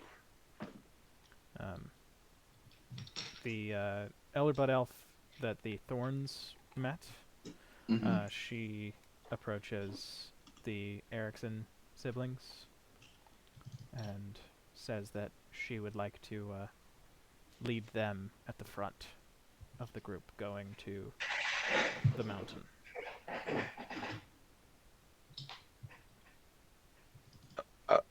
Okay. Yeah. Okay. Should we hold hands? Can we? We Soren can. holds Can you the clarify? hand. Can we just have a moment of the redstone staff with the demon thing? Because I just want Spark to address if it's a phoenix or not that's trapped in the staff. Oh, okay. Yeah, somebody in those 6 days could have done it and discovered that he is not a phoenix. What is trapped in the staff? But so she leads the Thorns, and the rest of the elves fetch everybody else, and together you make your way toward the mountain. It must be the second tallest mountain in the world as you approach. A few times, some of you that are less graceful almost slip on the ice that hides beneath the snow. But as you draw closer, each of you have power inside of you in some way now. And each of you feel something almost pulsing beneath your feet as you grow closer and closer to the massive spire of black rock. When you are close enough that you know that you're going to reach the mountain in just a few minutes, you can see that there is a small inlet, just a small portion of the mountain that sort of caves in, but does stop, creating a sort of heart shape. Not exactly, but almost. And Merahim, you have seen this before. This is the mountain where the sword is kept. That's correct. The sword that prevents the vault from opening.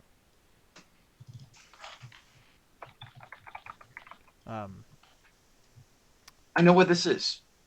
And he's gonna go and help get the sword to open up the mountain. All right. Ericsson's, you all are stopped, and Merahim walks past you all. Would I know to be like to tell them to come with me? I don't know if you would.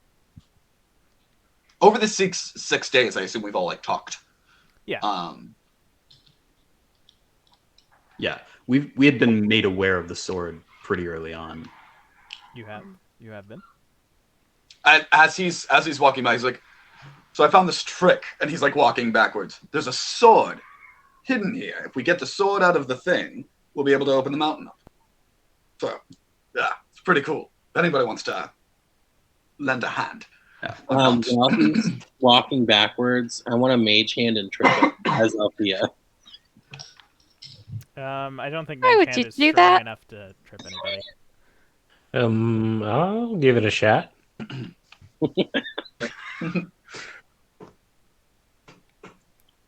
Everyone's gonna think it was me.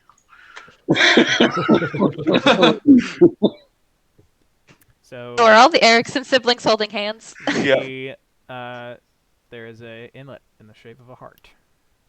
Falhara the elf looks over at the thorns.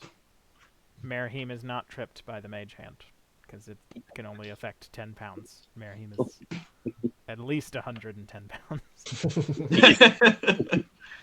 Soren, I think that's you. Yeah, Soren, you're the strongest. No. I look at Stevie and I'm like, no. No, not even close. It's all right. He needs to believe it. Yeah, He knows it's not true. He knows he's the second strongest. Don't patronize him. And I'm the weakest. And doesn't that make him the strongest No, I'm of the all? The fact that weakest. he can admit that.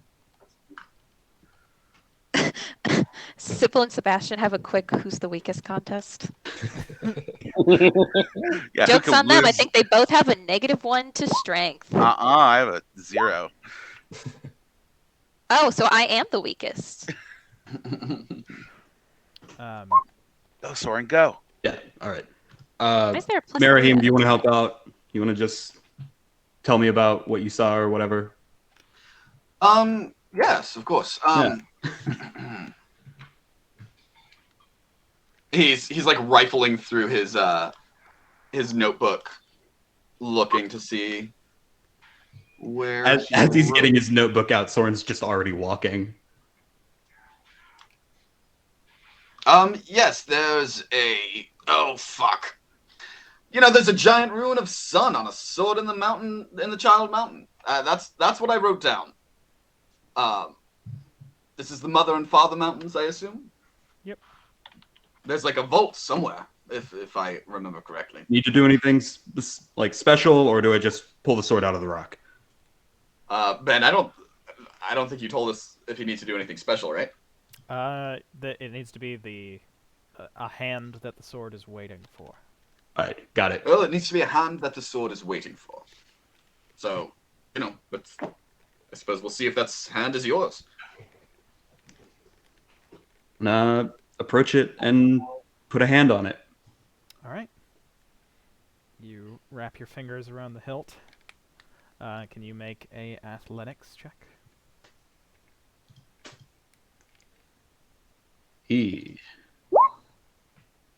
All right.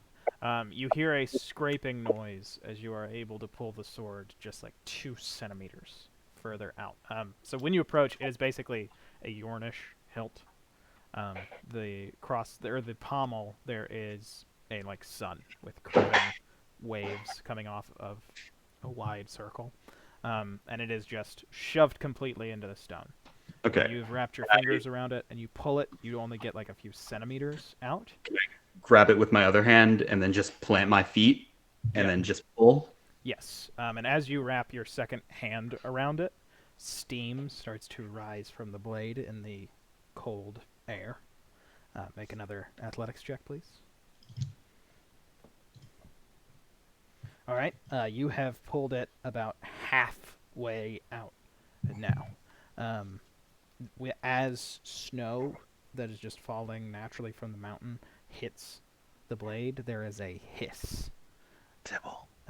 One more athletics check. Give him a little oomph. Ash goes up to the siblings and goes, maybe this is like a moment where like it's supposed to be about the family bond. Maybe you guys should help him, like pull on him. Nah, Even that's though not he's the only something one that can pull on the sword. we don't do that. Oh, all right. Sybil is going to start singing an old lullaby that their mother used to sing that I don't think Soren would particularly know, but he might have like the faintest memory of and give him an bardic inspiration. Yeah, do you want to add that to the 7? Yeah. What do I roll? Hold on. Let me see what dice it is right now. Yeah. It's a D12. D12. My favorite rap group. All right, and you grab the sword and you just yank it free. And as you do, as soon as the blade is free of the rock, the whole sword just bursts into white-hot flame. And you are It's a holding... phoenix! You are holding the sword of your father.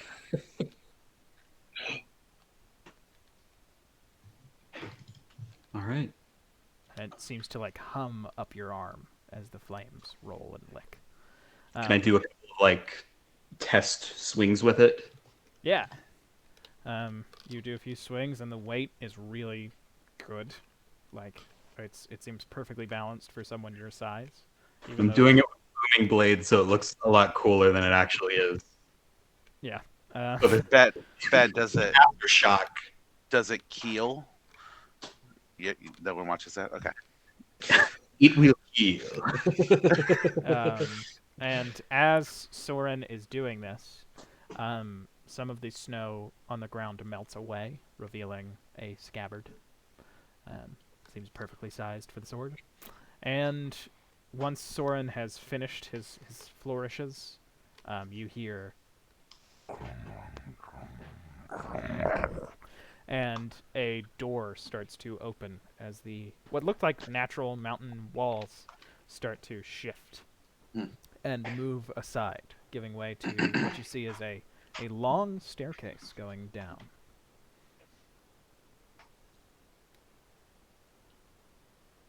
All right, so do we go in? It's the vault. Yeah, let's do it. Indeed. Pick up the scabbard and sheath the sword. Yeah. Start walking. You all start making your way down the stairs. Making my way. Yeah, making my way downstairs. Walking fast. Walking fast, faces past, I'm homebound. And you all make it to the end of where the day's light sort of stops. And the second somebody takes a step on the next step down, these just two like blue flames appear on the wall. And you see that the stairwell is going down. The rock seems to be the same rock as the mountain, and it has just been perfectly carved to the point that if any of you were full dwarves, you would be like, oh, immaculate, masterpiece. And every, 10 steps you go down, there is a new flickering blue flame that illuminates everything. When you make it down to the bottom, Althea, the rope that you have, starts to glow as you all step down into the bottom floor of the Giant's Vault. So when you enter, there are items that catch everyone's eyes. There are suits of armor and swords hanging from the wall and strange things, bracers, all sorts of things. There's an element to the room that you are somewhere that you were not meant to be, but someone was meant to come here at some point. There are items that catch your all's eye. Ash, there is a strange beveled piece of metal that looks like it is in the shape of when you saw Phoenix, Gardner in full flight. This piece of metal is shaped like Gardner in that full flight. You find it and you pick it up, and you have an impulse to summon your sword. And I summon my sword. And you just, without thinking almost, you place the metal against your sword, and your sword burns. And when you remove the piece of metal, there is now, on both sides, even though you only placed it on one, there is a, just in a slightly, like, darker shade of silver, you see the shape of a phoenix. And as you swing your sword, you notice that it is flapping its wings. That's how you get the phoenix on the sword feature. You Cool. also feel that as you now have that, you feel that deeper connection with Spark as you've trained to become a phoenix. And you notice Ash is, not you, but literal Ash, is streaming from the sword with your strikes. And in front of everybody, Ash turns into ashes floating in the air in the same shape. And then there is a burst of fire, and Ash is standing there. Well, that was cool. The fuck just happened? Arden, you see something that catches your eye as well. There is a rapier with a matching dagger. Both the rapier and the dagger have a emerald in their pommel. But when you look at the dagger, it is familiar to you. It is the same type of dagger that Fulhara teleported in and stabbed you in the arm with to insert a gem into your bloodstream. When you take the dagger and administer it to yourself, as you have, your body pulses with green energy, and the damage that you took from stabbing yourself, you are able to use your hit dice to recover some of that without a rest. That's good. As a bonus action, you're able to do it. You also take the rapier, which is atop a plaque that says "The Serpent's Kiss," and it's just a really nice rapier. It's on your sheet. Aster. Yeah. You see that there is a... it's very strange. There is a set of false teeth. And when you approach them, you see that they are all actually on two separate necklaces. Picking them up and putting them on, you feel your eye, the dead eye, pulse. And you understand that you are able to call upon your patron, the Night Wolf, in battle now to help the pack, as it were. The other thing that you got will happen in a minute. And Adira, there is a small table that has a curved a scimitar that looks to be like it is proto Uncolian make, and there is also next to it a bottle of fine oil that is marked with a storm cloud. But coming from the storm cloud, you see 5 lightning bolts that are each shaped like arms. Taking the bottle, you realize that you just need to rub it onto your sides. You're able to just lift your shirt, rub on the hip, rub on the hip. And you all watch in startled surprise as what color is Adira's divine energy? I think it's gold. You all watch as two golden buff arms appear at Adira's waist. Yes. Yeah. Flex. And with one of them, she is able to pick up the scimitar. For the Killed so many people, Adira. Smoke Ash goes over to Adira and goes to high five one of her golden arms. Adira high fives with a golden arm. And his hand just kind of goes through her hand. And just, he's like, oh yeah. I guess that didn't. Whoops. Biff, you are drawn into the room not by anything that you are looking at, but by something seeming to slither up to you.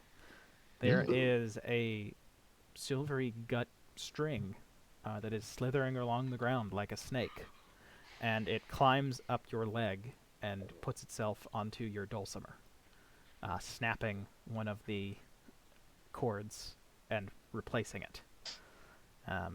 You strum a little tune as Zakar sneezes, and as a reaction, you cast Healing Word. You're able to heal as a reaction now. Oh wow! Nice. Then the other, you just even though everybody's around you talking about all these gods, you feel really secure in your atheism right now, and that's how you can do your other action. All right. I think that's earned. Jackson gets a whole bunch of shit as Allison Starr mentions something in his ear, and you all watch as Jackson summons a suit of shining silver armor. And then as someone goes to Qualid's like part of his robes flutters in a breeze that somehow gets down here, and it goes to smack Jackson in the face without Qualid doing anything. And Jackson, as a reaction, summons a skull in front of his face, and it just smacks the skull. Nice. As a reaction.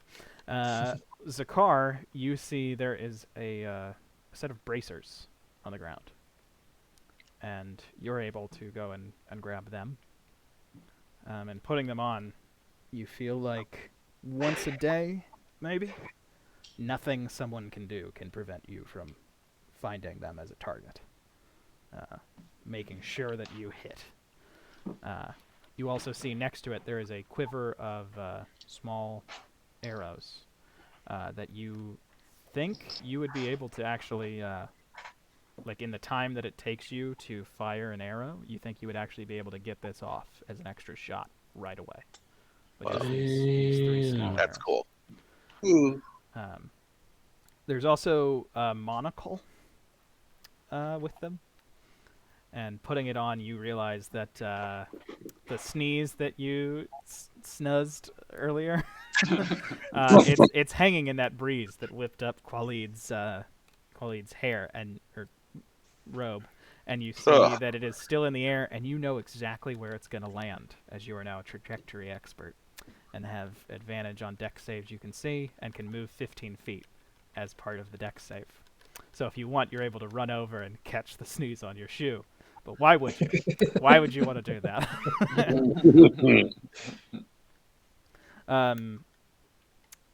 Qualid, you see there is a trident against the wall. You see that it is like made out of ebony by the looks of it. You go over and pick it up, and it starts to almost move in your hands.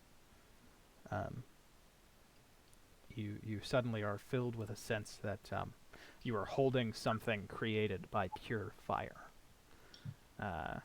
You can now cast Fiery Smite by using a first level spell slot. You also remember that you have Asnar's Blessing, which is a nice thing that Asnar gave you as an avatar thumbs of up fire for the gods. All right, and there we go. You all have the things that have spoken to you. Now I just need the adventurers to claim their magical items, and then something else will happen with something that the Lions Hope have, and then we'll go to the fight. Yeah. This fight's gonna have to be quicker than intended. Yeah, Astrid walks up and picks up his necklaces.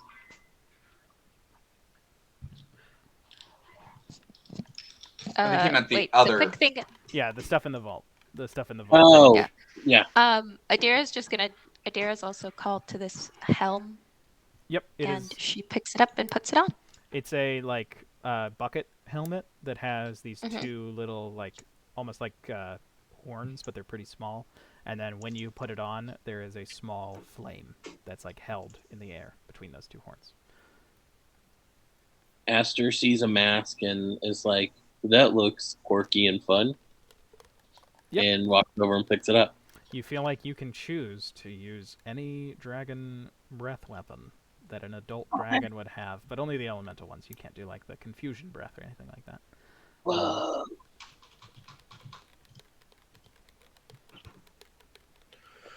Dragon's breath. I think Biff's gonna take the winged sandals if no one else wants them. Yep, you lace them up. They shrink to fit you perfectly. Oh, right. Arden's going to take the Cloak of Midnight and replace his fluttering magic cloak with that one. Oh, such a shame. The Cloak of Midnight. Oh, I did want to. I don't know if you saw the Gloves of the Undying for Arden, where you can't be given disadvantage on melee attacks, and natural 1s and 2s can be re-rolled. Well, we can all re-roll natural 1s already. Mm-hmm. Because of Biff's halfling group thing. Yeah. Oh, right. That might be good for Qualid. Yeah. Plus, if I'm invisible or stealth, I'll have advantage. To be clear, Ben, is it invisible as in the spell invisibility, or as in greater invisibility? The Cloak of Midnight? Yeah. It's whichever of those is stronger. Greater invisibility. Okay, Greater cool. invisibility. So that means that even when you attack, you don't drop invisibility. Hold on. Nope. Sorry, it's invisibility. Okay, yeah, that's what I thought. That's. Okay. I mean, I have a lot. I know that I saw that Zakar wanted the Belt of Cat's Grace, and that was the only thing that he put an interest in. So I'm fine with that going to Zakar.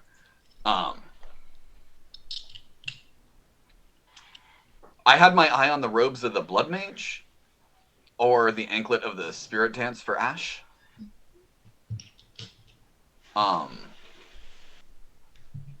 Just so that, because Quicken Spell would definitely be useful for Ash to be able to do every once in a while. And he's got just so many fucking hit points that the other thing wouldn't be a bad. But I'll leave it up to you. Whatever you want to do, because we seem to be the only two that are interested in it. So whatever you want to do, Connor. Oh, I think Althea's going to take the chance die. You're good. If nobody else wants it.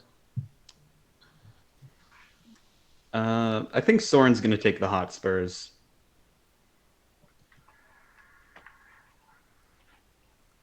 Just because Arden can't. All right. Anything else anybody needs? Somebody should definitely take the Boots of Haste, because those are... Yeah, Boots of Haste. Well, so anything that you all don't take is available to the knights. And anything that you do take, the knights Oh, can have. okay. We're not doing that stuff yet. Okay, gotcha. I think Qualid's gonna take the Boots of Haste. Oh, it makes sense. Adventurers are not in a populated area. Somebody has to take the Wand of Meteor Swarm. Ooh. I was thinking. Knights can be able to use that in a city. Yeah. Wait, actually. Oh fuck. So the one where you get the Quicken spell, you only get 2 sorcery points, and Quicken spell is 2 sorcery points. So you would only get one use out of it. So both of them are only one use. No, it just says you can use Quicken spell twice. Oh, okay. I misread it then. Yeah. Has anyone from the adventuring group, has everyone claimed something? Because I can take the meteor swarm for Ash. That's fine. I have not claimed something, but also neither has Jackson. You have the Helm of the Dawn Marshal. Oh, yeah, that's right. I'm sorry. Do we think that Jackson will take the meteor swarm, or will he want something else? Just like, yeah, I don't know the character well enough, so. I think he would most likely want the Circlet of the Owl, which will be a decision between Merihim and Jackson. So, yeah. Or just the Stave take of it, the I Lone guess. Wolf, possibly. Or the Robes of the Magus. But he's more of a conjurer. I don't think he would do a meteor swarm. yeah, Yeah. that's not his. I mean, not his anyone style. would do a meteor swarm, but you know what I mean. Like, I think that's I think if there was one person who would take it just and then not use it, it would be Jackson. yeah. Well, in that case, Yeah, we'll use it right out the gate. yeah, I can take the meteor swarm. All right, then It's just so that it goes to somebody everyone in the adventuring everyone in the A team at least has taken stuff. So please put your name next to what you have taken, and actually put taken after it, just because there's some stuff that people are like questioning whether they're going to take it. And then the team 1 can really make that full decision before their session. Okay. So, do you all have the things that you want, A team? Yes. Okay, then Janessa, the elf, approaches Althea. May I have the egg that you have? I named him Gerald. Well, it's not a living thing. Oh? It's not. No, it will never be alive. You gonna crack it open? No. Okay. Sir Merihim, could I have the chalice, the white chalice, please? He hands it over. Very well.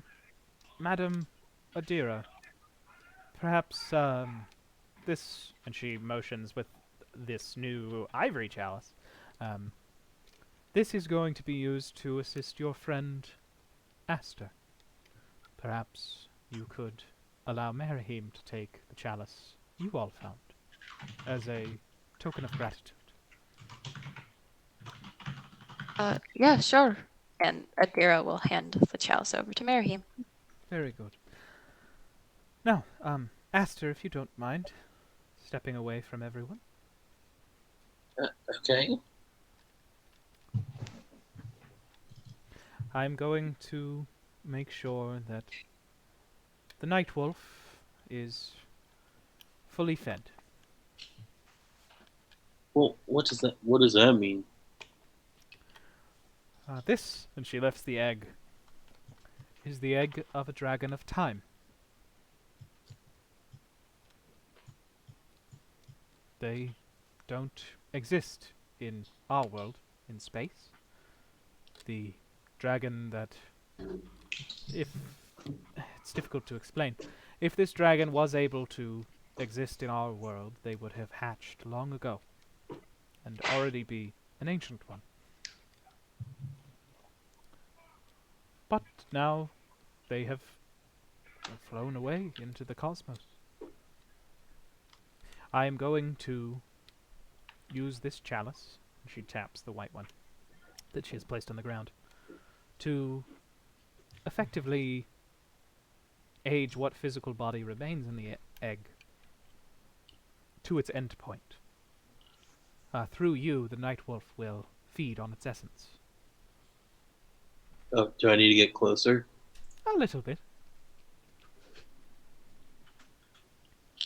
Not that close. And she sets the chalice down, sets the egg next to it, places I'm her working on it. hand on top of the egg, says, "Please, place your hand over the chalice." He sticks his hand out. She places her hand under your hand. "Please place your other one over the egg." Okay. And all of those blue flames go out.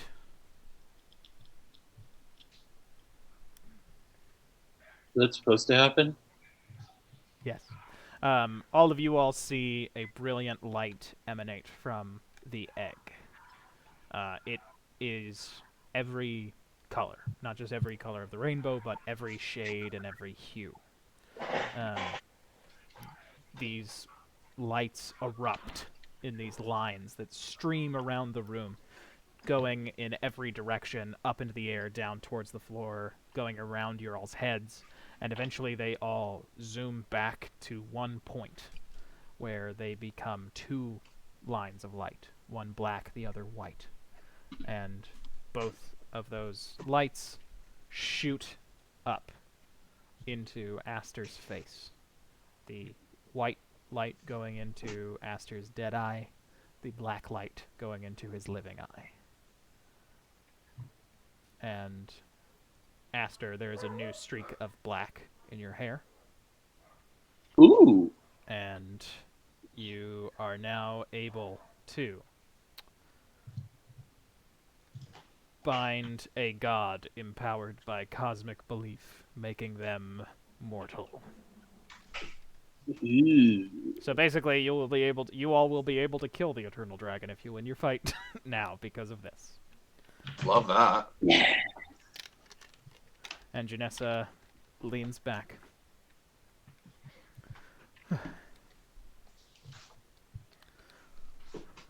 It is almost time. Is everyone ready after you've attuned to your items? Is it like tomorrow? Or Merahim's- is it like tonight? It's tomorrow. Merahim sighs, and he takes from his person 2 items. The first is the bracer of flagellation, and he gives that to Ash and says, "From my understanding, you are quite resistant to pain. You heal very quickly. I think that this might be useful for you. And,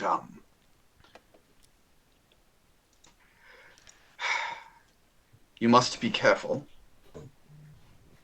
but this might be of help." And he looks at everyone and says, "Is there anyone else that uses fire or healing? I heal. That's Yeah, willing well. to... Do you use fire?" No. I can cast a wall of fire. I've used a few times, but not exclusively.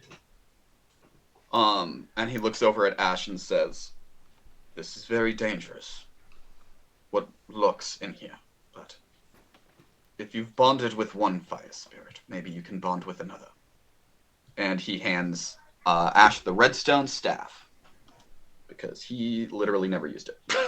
Except for one time. All right. Everybody ready to go to the fight? Sure. I did want to ask the elves what kind of dragon.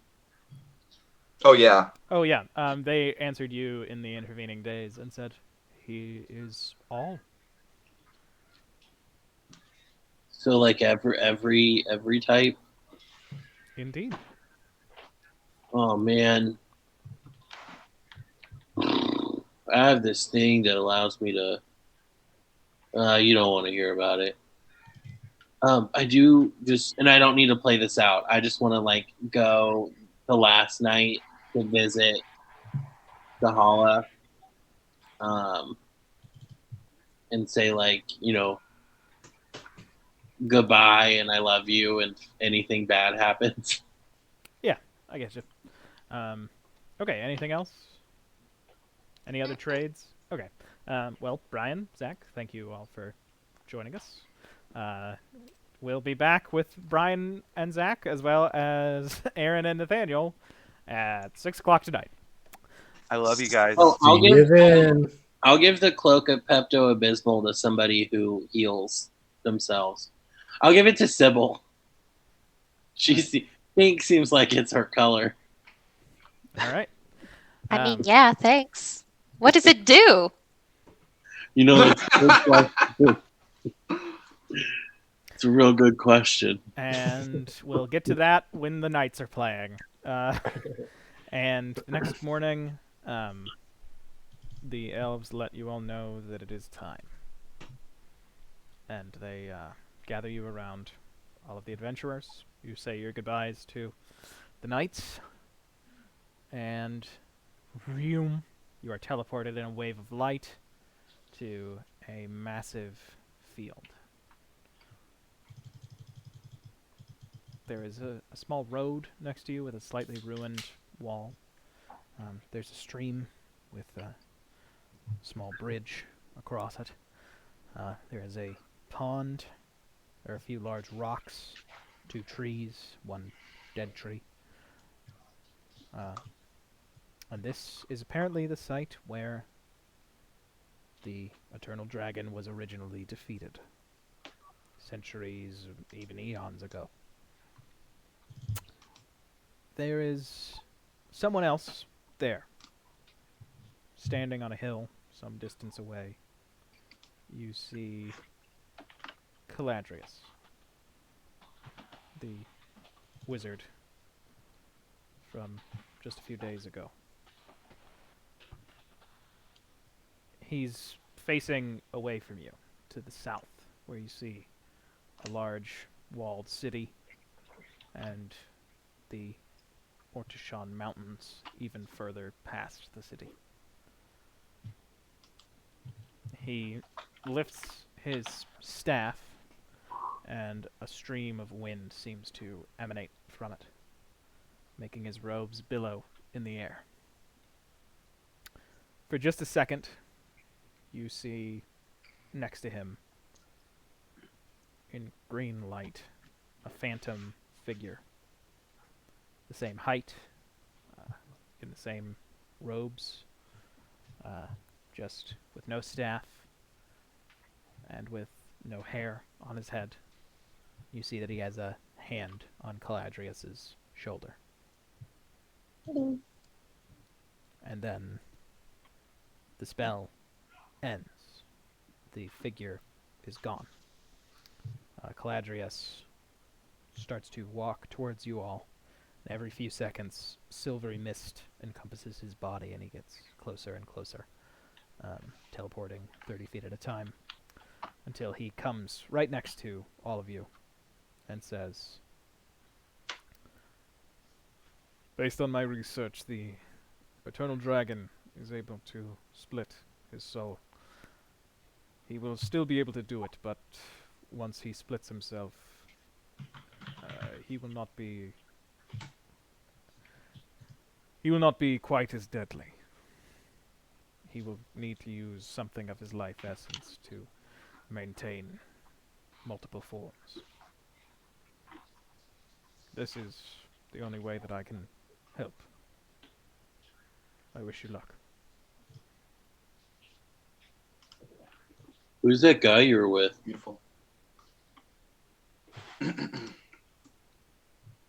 That is nothing of concern.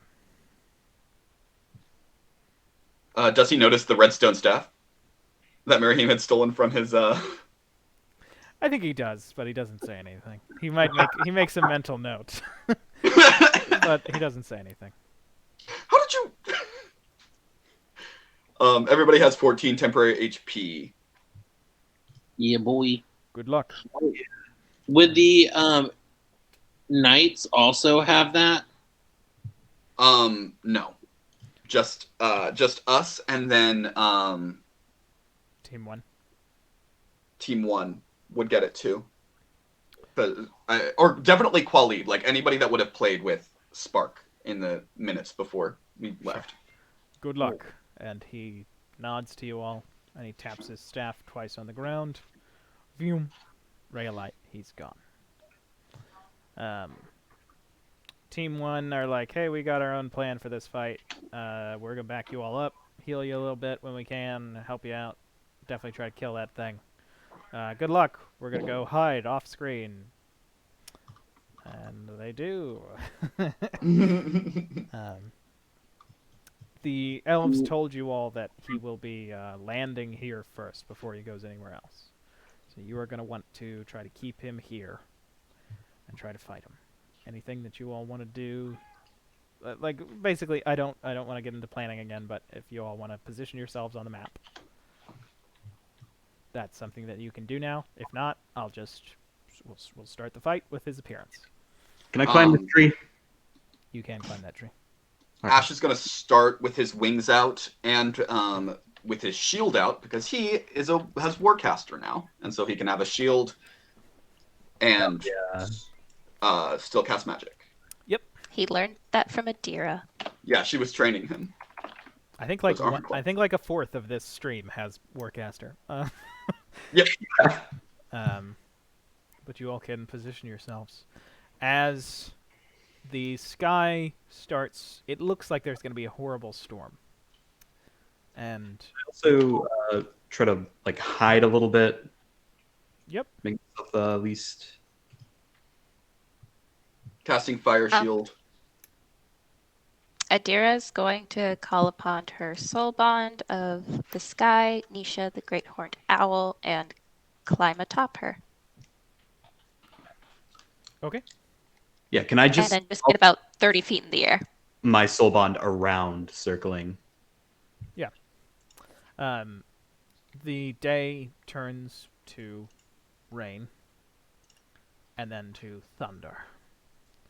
And then you see a wave of wind tearing down from the clouds in a shape none of you have ever seen. And these discs of air kicking up dust and grass start to spin across the ground in multiple different directions, all in the distance. It starts to snow, then hail, then back to rain. And it is unseasonably for late autumn. It is incredibly hot.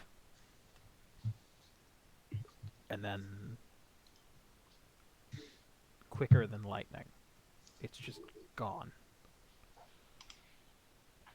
The rain stops, thunder stops, wind stops. The sky clears of clouds. Almost like the clouds are burned away.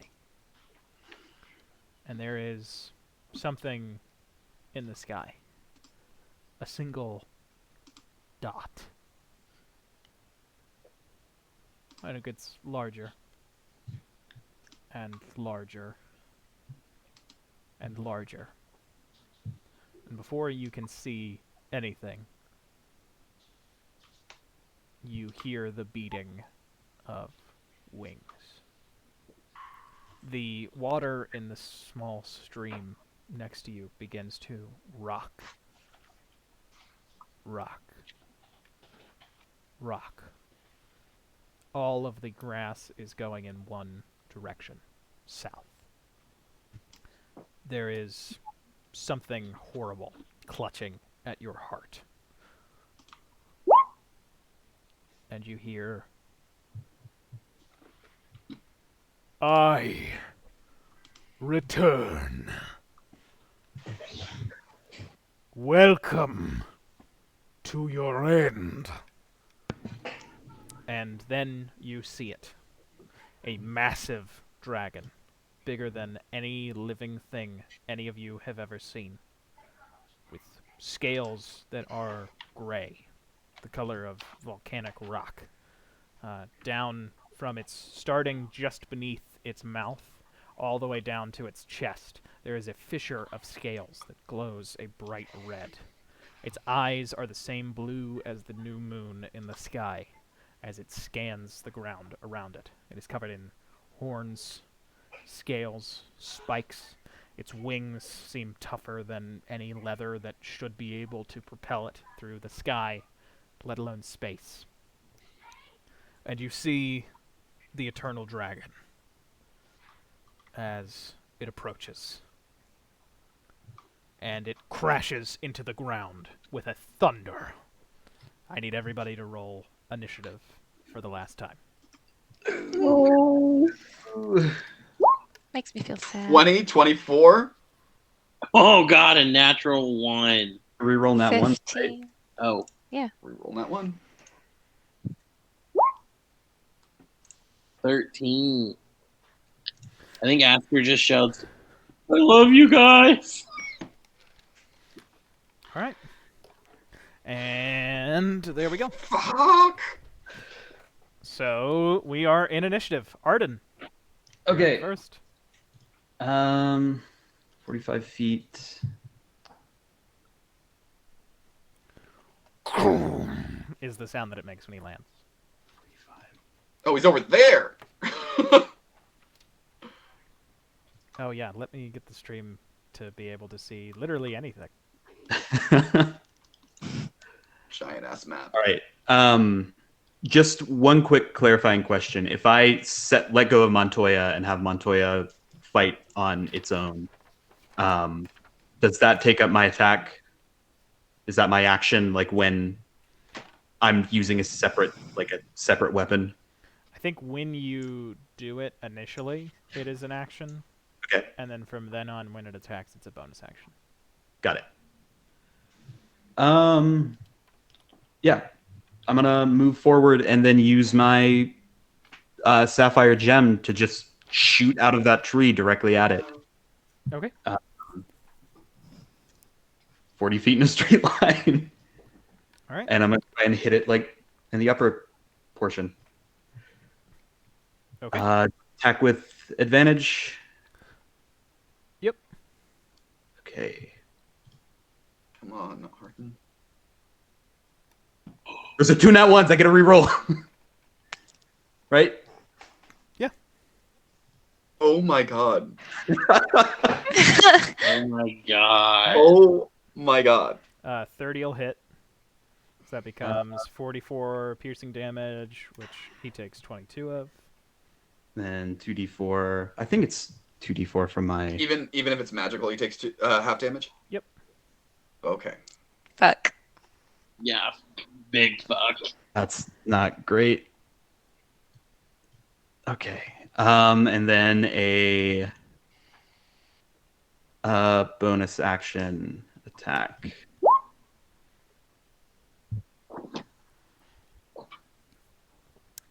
All right. Do you get advantage on your second attack with nobody next to you? Yes. Yeah. Okay. I think. It's fine. By the way, I've got the timer up so that we can keep moving Got it. fast. All right, so That's 29. 9 will hit, plus another 4, so that becomes 7 damage. All right, then there we go. Next up, it is Ash's turn. All right. Ash is pretty fucking far away. So what he's gonna do is fly 1, 2, 3, and see if I can actually even hit it. Is that within 120 feet, or do I need to move forward one more? It's within 120. All right. And he's just gonna go ahead and do a little Eldritch Blast to start the fight off. All right. Yeah. Kind of gauge, because I get 4 of those now. So the first one is a 28 to hit. Hits. Oh, ignore the 5 necrotic. Sorry. Okay. To turn that off for not sword attacks. So 2 force damage, and he gets pushed 10 feet back. You cannot move the eternal dragon. He is eternal. Okay. Well, there goes that strategy. 26 to hit, 4 force damage. Bless you. Yeah, 26 hits, 4 force damage. 22 to hit, 9 force damage. That will miss. That'll miss. Okay, that was my plan, was to figure out. And 20 will miss. Okay, yeah. I just wanted to figure out what our threshold is. So it's Yep. at a 22 is definitely a miss. Yep. At the end of your turn, the Eternal Dragon is going to. Oh, sorry. I'm also going to move back over here and get behind cover. Yeah. Well, the Eternal Dragon at the end of your turn is going to arc his head back and is going to breathe a line of acid over Arden and Aster. So let me roll to see how many he gets. Why is she so mad? I don't know. She's Dragon. Rosie's the dragon. Yeah. That's the sound it makes. yeah. He's just like a real Just- toughie. Comes down, slams into the ground, creates an earthquake, and goes, "Ruff, ruff, ruff." All right. So he recoils and breathes a line of acid over Arden and Aster. I need the two of you to make dexterity saving throws. Okay. Ooh, a 5. Big nope. All right. Arden saves and Aster does not. So Arden, you take none because you're a rogue, and Aster, you will take 64 points of acid damage. Right, and that is the legendary action at the end of what's his name's turn? Ash's turn. Yeah. Next up, it is the Eternal Dragon's turn. He is going to split his essence, like Caladrius said, setting his HP at the amount that you all are actually fighting, and then he is going to move, leaving one half of himself behind, and he is going to shoot over here, going from behind his double image, so that Arden does not get an attack of opportunity, and is going to land right here to attack. Bonus action to pop those arms. Gotcha. Giant Owl's speed is going to Thank you. attack you with 2 of its claw attacks. Mm-hmm. Adira. So that is 32, first one. Okay. You will take 34 points of slashing damage. Okay. And second attack, that is 27. That'll definitely hit. Okay. You take 31 points of slashing damage. Okay. And then he's going to use his Frightful Presence. So I need all of you to make a DC 26 Wisdom saving throw. Oh, wow. I cannot be feared. That's right. You don't have to make it. I have an aura of courage, which says that you and friendly creatures within 10 feet of you cannot be frightened while you are conscious, so I can't either. All right. So Ash and Arden. I believe. Oh, I have advantage against being frightened. So here's hoping for a natural 20. I might Or- have a thing. Yeah, a natural 20. No. 22. Fuck me. I got proficiency in it, and that's it. Wait, aren't you... Oh, no, wait, that's different. I'm trying to think of half-elves. They're Fey ancestry Charmed. thing. Yeah, that's it. Or can't be put to sleep. They have advantage against getting charmed. Okay, so both of you have failed on that. So you are both afeared. But now no one can be made afeared again. Then second attack is going to just twist so that he can hit you with his tail. Adira. Okay, 30 to hit you. of course. No, that doesn't hit. That will be 32 points of piercing damage. Okay, Adira is bloodied. All right. Oi. And then he is going to... Foom, foom. And this one that has moved has taken to the sky. He Opportunity goes... attack? Adira does get an opportunity attack if she would like. Of course, I will take it. So opportunity attacks. I have the double attack. I just get to use only one, right? Yep. I don't get to attack twice. It's Okay, just cool. Warhammer. 29. 29 will Nice. hit. Okay, it's 14 bludgeoning damage and then 6 psychic. Okay, he takes 7 bludgeoning. And I can't divine smite, can I? No, if you hit with a melee attack, you can. And that counts as an attack. Okay, cool. I was just making sure. So yeah, I'm just going to do my regular divine smite, and now with something I have added, I get to. I'm gonna do it at a high level, I think. Yeah, let's say level 3. Let's do it at that. I'm gonna do it at level 3. The thunder damage needs to get an extra 2d4. So what's happening with the thunder damage is I have like somewhat of an improved smite because of that. Nice. So it's then 18 radiant and 7 thunder. Nice. Okay. Oh shit. Nice job. I know. Flies up into the air about 100 feet. Okay. And next up, it is Adira. It is your turn. So this one that is Right. next to you is 100 feet in the air. Yep. And I got about 30 feet in the air on Nisha at first. Okay. So what I am going to do is bonus action, pop my spare arms. Okay. And I am also going to... I'm the only one that's been hurt, right? Yeah. Okay. Aster no. is. Oh yeah, Aster's been hurt too. Right. But you're more hurt than I am. Don't worry about me. Yeah, mass healing word's not really a good choice right now. And then I'm going to... Do I have haste? Oh, I have haste. We could cast haste on myself. Yeah, I'll do that actually. I'm going to cast haste on myself, increasing my... It would increase like my actual speed, not, I don't think, Nisha's speed.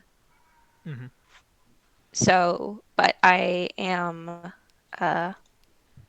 still going to take the dash action with her and get 126 feet up into the air. Okay. So now I'm at 160 or 100, 250 feet up in the air. 150. Oh. Okay. And that'll be the end of my turn. Do you just go straight up from where you were? I think I'm gonna she's gonna I think no, I think I kind of want to get on top of the dragon, but my token gets lost. Here, I'll put it to back. Sorry. No, you're fine. It is on the back. So do you go? No, if you stay next to it, you wouldn't. Okay. At the end of your turn, it's going to take a legendary action, and it is going to bite Arden. The one on the ground is. Okay. So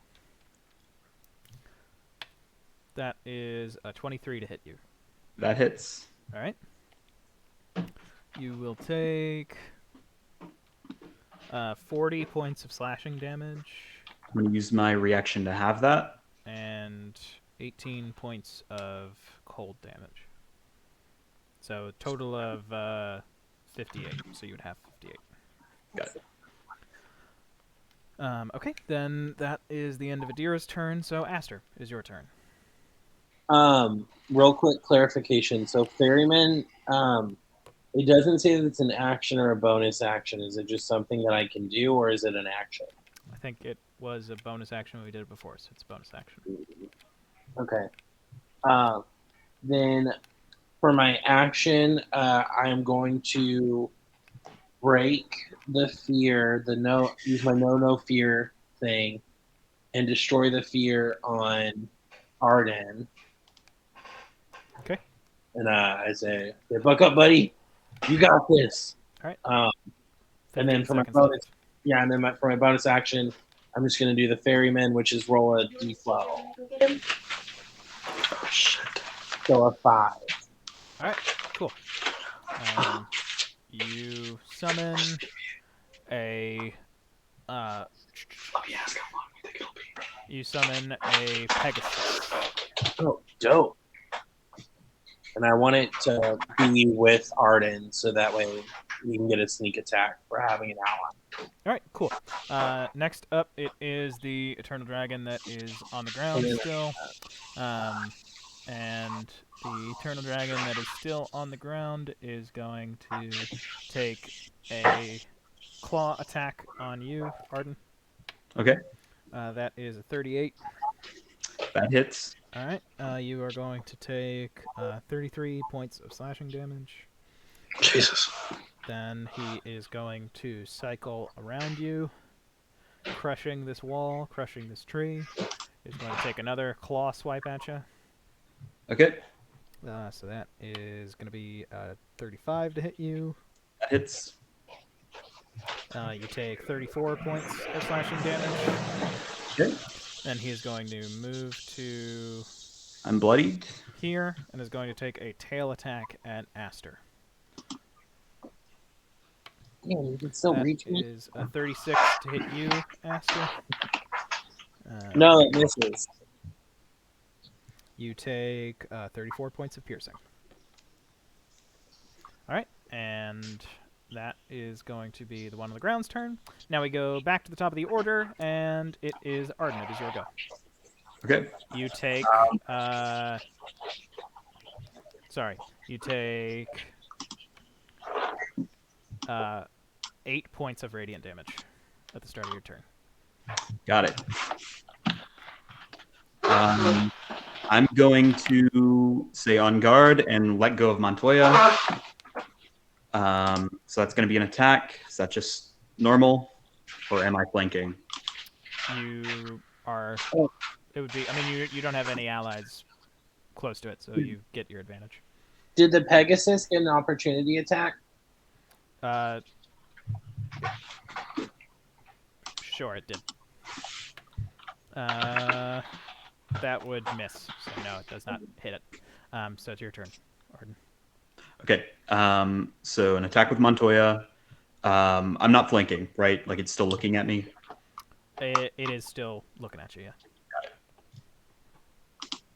26 will hit. 7 piercing, 16. So that is 21. Then I'm also going to use my Emerald Pulse to heal half of my hit dice. I have 18. So that's 9d8. Yep. 15 seconds. 5. So that's an extra 40. Back at 78. I'm not bloodied anymore. And then I'm going to also run away. All right. Cool. Next up, it is Ash. It is your turn.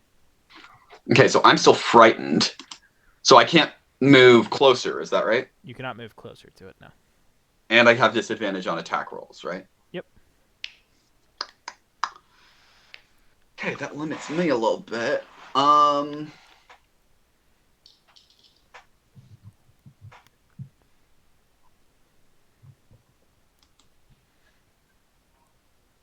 40-foot high, so and it's like 300 feet up.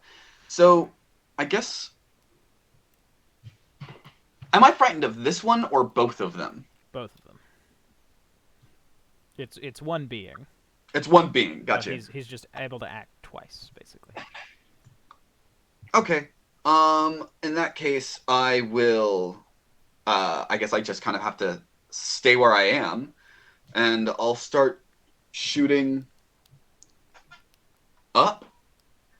I'm just gonna do what I can. I'll be at disadvantage, but I'm not able to do anything else. How long does the fear effect last? It lasts until you break it, or it lasts 24 hours. Oh fuck. Okay, somebody help. All right, so First Eldritch Blast. 16 will miss. Second. 21 will miss. Third. 22 will miss. And fourth. 15 will miss. Okay. I will use one of my Crown of Stars. And hope for the best. 19 will miss. Fuck. Yeah, I mean, there's nothing else I can do. I'm just gonna stay tight. Okay. Next up, it is going to be the one that is in the air. He is going to slash at you, Adira. That is. Even though she's on his back. Did you dismount from your owl? Oh no, I did not. I guess she's floating on top of her owl on his back. Yeah, he does like a barrel roll and slashes Gotcha. at you as he goes. So that is a 24. You take 30 points of slashing I am damage. actually going. Oh wait, never mind. Never mind. Yeah, go ahead. 34. 30. 30. 30 points of slashing. And then he is going to dive. You have an attack of opportunity if you would like it. Yep, going to take it. Okay. Okay, let's do my Warhammer again. Fuck yeah! Yeah. Oh my god. And I'm gonna Divine Smite! At like max level? Yeah, why not? I think, does Divine Smite stop maxing at after level 5? I can't remember. It stops at level 5, yeah. So Okay, so I'm gonna do it. the most it does is 5d8, but it would be 10 because if you wanted to do it at level 5. That's right. So let's do it at 5d8, and then another 5d8. Because I crit, right? Yep. Okay. And then the thunder damage also goes to... It would It's be just 5d4? 5d4, but it would become 10d4. So roll another 9d4. 10. Okay, hold on. So it's This is a lot of damage. 7 bludgeoning damage, 12 psychic, and then how 22 plus 4 plus 24 plus 2 plus 10 plus 8. That is 99 points of damage. Oh my god. Thank There we you. go. All right. Can we get some boinkers in the chat? Yeah, can we get some... Boinkers in the chat! Then do I get to roll another saving throw against fear? Oh yeah, you would have gotten to. You can do that in the... Just go ahead and do that. And... 21. All right, does not succeed. Adira, you that was your first attack. That was your opportunity. That was your opportunity attack. That was an right. opportunity. Sorry, so it's still his turn. He is going to land, and he is going to coil around this rock, and he is going to take a claw attack at you, Ash. Okay. That is a 32. 29 slashing damage to Ash. And Sounds then good. tail attack, 36. We're just finishing up. I can't bail. I'm sorry. I thought it was gonna be later. 39. Okay, so like, will be done in 5 minutes or like? I don't know how long it'll be. Okay. I'm sorry. Sorry, did you say? It's, you got 29 damage twice. 29 twice, so 58. And we should be done in about 15 minutes, I'm hoping. About 15 minutes, Tally. 58, so that's 40. Alright, and then that is his turn. Next up, it is going to be Adira. So he was 100 feet in the air. Yep. He dove down and he's on the ground now. Okay. Dive I bomb. just want to keep Dive smacking bomb. him. I know, but that would be another dash action. Actually, Ben, for the second attack, I'm gonna make that the bracer of flagellation thing. So I think I take half damage on that, right? And then I take it. He just piercing went to pee. Okay, it's fine. You know what? I'll do that next turn. No, he said sure, it's fine. Okay. So 29 divided by 2 would be 14. Okay, so Adira, This sucks that it landed. If we can do Yeah, something, I guess. give it disadvantage on Dex. Yeah. That would help because I have that beam. I don't know if I have anything that gives it disadvantage on Dex. Because I have Guiding Bolt, but that's not. Do you have anything that can break fear on me? I do. Oh, perfect. Okay. Just do whatever. Yeah, that's a good point. You did 99 damage, like not even Yeah, on you can't do wrong. You can do whatever Okay. you want. All right. Thank you. Adira's going to use Nisha and like pretty much dive bomb into the ground, but like, it's a dap. I think she's gonna get 60. Actually, no, she's gonna dive bomb, get 60 feet down, and as she's doing it, she's just gonna say, "Come on, let's go!" and cast Mass Healing Word. Nice. Because how hurt were you? You're 75 feet and you're 80 feet. Dang it! And I'm up in the air. Never mind. I cannot do that. That would not work. So she's just gonna completely dive bomb into it. Yep. And she's going 15 to seconds. cast, but still not doing that. She's going to actually cast Beacon of Hope, and it's a range of 30 feet. And hopefully, if I can get down at least 60 feet, I could place it. I don't know if that works. I don't get air. I just want to place Beacon of Hope close to Ash. Okay. Is that okay? Yeah. Cool. And I'll set it up. All right. Beacon of Hope. You taking any? Doing anything else? Yeah, I guess I can. Sorry, I wasn't thinking very well. Yeah, I'm just gonna cast Guiding Bolt at a 4th level. Okay. 23 does not hit, so never mind. And my turn. Wait, 23 doesn't hit? Or 22 doesn't hit? It's an AC 25. AC 25. Fuck. All right. There you go. At the end of your turn, he's going to spin around and he is going to bite you. Using a legendary action. That is a 29 to hit you. Adira, yes. Yep. You take 35 points of slashing damage and 22 points of thunder damage. Cool, Adira's down. Okay. Deer goes down.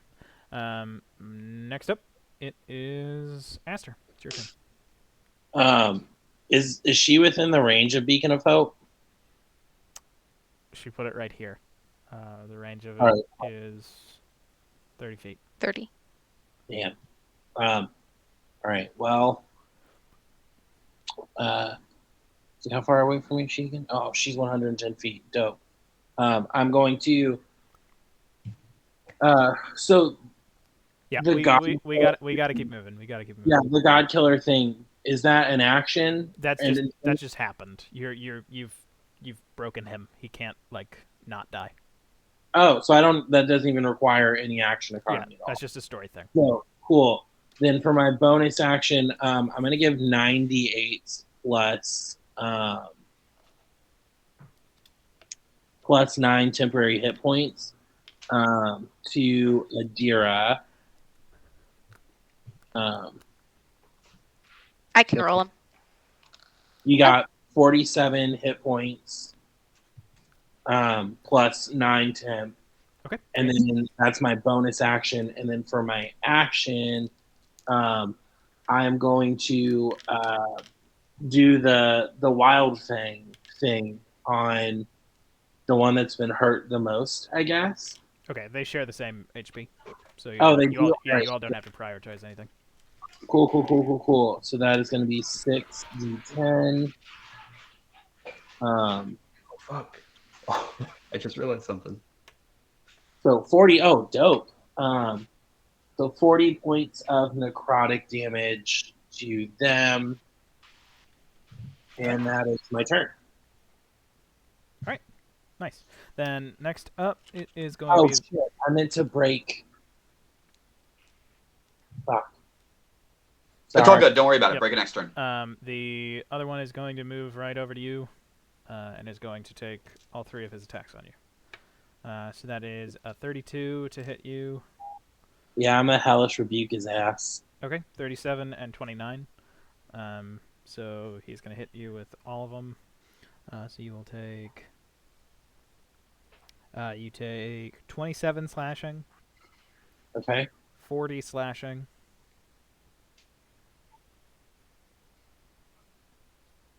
and 40 piercing. Oh god, that's 107. Yep. And that is going to be that one's turn. And then we go back to the top of the order. Arden, it's your turn. Okay. My plan got ruined because he moved. Bonus You can action. still run. I can still run. It's just. The Pegasus also got to move. It flew over top of this one and started to flutter its wings. There is no cloud to part, but basically from the sky, a beam of golden energy flew down, hit, did 40 damage to this guy. So Does this one know where I'm at? Where I am? They probably have a pretty good idea of where you are. Yeah. Bonus action dash. Right here, I'm going to attack it. Okay. That's really all I can do. All right. Sure. 15 will miss. All right, that's your turn. My turn. All right. For its turn, he's going to turn around. And Its turn or legendary action? Legendary action. Sorry. Legendary action. Going to turn around and going to breathe a cone of fire onto you, Arden. I think Adira, it would be just outside of where his mouth would be able to work it. So can I have... Or wait, which one? No, actually, it's a cone of cold, sorry. And I need you to make a Constitution saving throw. Alright. You take... sorry. You take 72 points of cold damage. Okay. I'm on death's door. Alright. Then next up, it is going to be... Ash, it is your turn. I'll remind you there is something that you have that you can do that doesn't require you to roll at disadvantage. I know, that was my plan for today. Do I roll my wisdom save at the beginning or the end of my turn? End of your turn. Okay, cool. Yeah, Ash just like looks up at it and he like reaches into his pocket and his hands are shaking and he just goes, fuck you! And he casts Meteor Swarm. All right. So that is like- a dex saving throw from the dragon, and then you will roll 20d6 twice. So I would just type that in. I wouldn't do the press. Oh, how do you do that? You just do... /roll space 6020. Come on, Ash. 6 You nat can do 20. it. 53 and... Wait, 20d6. Sorry. I did 60-20. I was like, how did I get a 14? 20d6. It most likely succeeded. It got above a 20. So 69 69 fire damage. And because, Hell yeah. And because Nice. of Khalid, his invulnerability to fire is gone. Oh, there's also... I'm attuned to a certain staff. Which I believe... Sorry, I was just laughing at Brian still being here. But yeah, you do have that staff. And then there's another 20d6 of bludgeoning damage, as I'm about to describe the meteors falling from the sky. 59 and 69. So if one nice, one almost nice. One's so close to nice. That becomes what, 118? That's 118 plus... 128, sorry. Yeah, 128 plus it gives me... Allows you to add half, I think, my charisma modifier to damage. And the fire spear in the staff has a percentage chance that I will be taken over. Okay. Question. And any fire spell I cast has advantage. So I think it might have had disadvantage on the saving throw. Okay. Yeah, it still got over 20. Okay. Then, yeah, so what's your charisma mod? Is it just 5? Yeah, it's just 5, so I guess it would add like 3 extra damage. Okay. He is bloodied.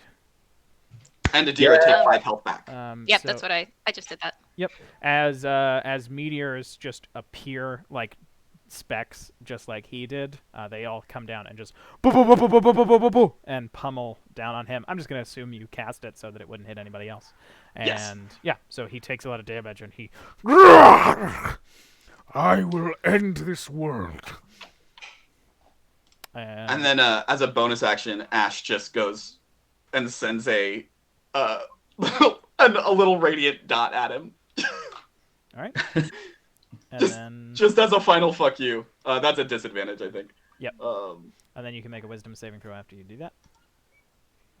13 will definitely miss. Yep, misses. 25. That will pass. Finally.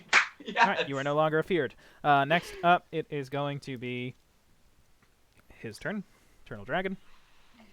Going to turn around and going to swipe at the Pegasus first. That'll hit the Pegasus. Pegasus is bloodied. Then he is going to turn, and he is going to claw at Arden. Natural 20. Yeah. No. All right. So he might do a whole lot of damage. He might instant kill me if he rolls really well. You take 58 points of slashing damage. I'm down. Have it. I can have it. I'm still down. Okay, but you halved it. Yeah. All right. And then is going to spin and tail attack on Adira, who is still prone, so he has advantage. Shit. Natural 20. Oh my god. I'm not gonna do it. You will take 67 points of piercing damage, Adira. Okay. Hold on. 67, and I have 9, and it's 52. Yeah, I mean, I'm down, but I'm not, like, dead. Okay. That's good. Then that is the end of his turn. Biff has graciously donated healing spells to you all. And so Biff casts Mass Healing Word with one of his spell slots. Or one of their spell slots, I apologize. And that is going to be 10 HP. So Arden and Adira, you are awake on the ground with 10 HP. Ash and Aster, you both get 10 HP back. Then it is going to be Adira. It's your turn. You're on the ground. You're prone. Nisha is fluttering away from you, safely out of the cone of cold. Your turn. All right. And we really got to keep going. You all are doing great on its health, but we gotta move. Okay. I am going to. So I assume Beacon of Hope disappeared, and my haste too. I am going to cast. I'm going to cast Aura of Purity. Oh, Purity. Gotcha. Okay, you And put I that don't up. have Valor. Yep. It'll be a 30-foot radius, and if Arden's within it, so it just has like a lot of good effects. So if you get within my range, Sure. remember to. All good. Okay, great. Anything else? And then I am going to use my bonus action to hit it with my arms. Okay, with the scimitar. Mhm. All right, the Kali Tolavar. 29. 29 will hit. It's All right, so it takes 4 slashing, 2 thunder. And that's the end of my turn. All right, Aster, it is your turn. All right. So I'm going to bonus action use my hidden step to get here. I can teleport 60 feet. And then I am going to cast Mass Cure Wounds because I am within 60 feet of everyone who needs the healing badly.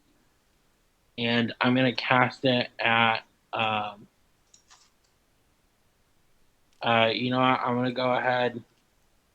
Seems pretty dire, so maybe my highest level. Yeah, go ahead. Are you kidding me? Yes, you can. Oh, yeah. So That is 24. 38. Do I add my wisdom, my spell? Oh, yeah, my spellcasting ability, which is a plus 5. 5, I think. Okay, so that's 29. Everybody gets 29 HP back. Dope. Nice. And then that was my action, my bonus action. So Okay. At the end of your turn, your Pegasus friend casts that same ray of light, calls down 37 points of radiant damage onto the dragon. And next up, it is the dragon. They are going to turn. This one is going to claw at you in the tree. It's this one who has the turn. So that is a 34 to hit you, Aster. yep. Okay. So you will take. You take 27 points of slashing damage. Second attack, that is a 33. You will take. Only 21 points of slashing damage. Then there we go. Next up, Down. it is okay. Aster's down. Next up, top of the order, Arden. It's your turn. Get half my movement to get up, 15 feet right here. I'm going to position my left arm directly like this so I can get both of them, and I'm going to use that topaz beam. All right. So a golden beam erupts from Arden. Is that a saving throw on them for it? 19 DC. All right. What skill? Dex? It's a saving throw. Dex? Okay, they got a 16. So that is 60-12, and it's hitting both of them because it's doing that. I don't really know if that'll stack. That was the plan, because if they're the same hit point, they are two different bodies. It's That's hitting true. They're two both targets. They both get to make Oh. attacks. So I guess Was that you know what? double meteor swarm? You wouldn't have been able to get it to hit both without hitting your allies. Okay. And, So that's 41. all right. So they will take 82 points of damage. Yeah, and then bonus action. Oh fuck. I'm gonna go invisible. Nice. All right. Smart. You, like Tuxedo Mask, saying my work here is done. You throw the midnight cloak, and there you go. Next up, Ash. It's your turn. Yeah, Ash just goes bonus action, Crown of Stars.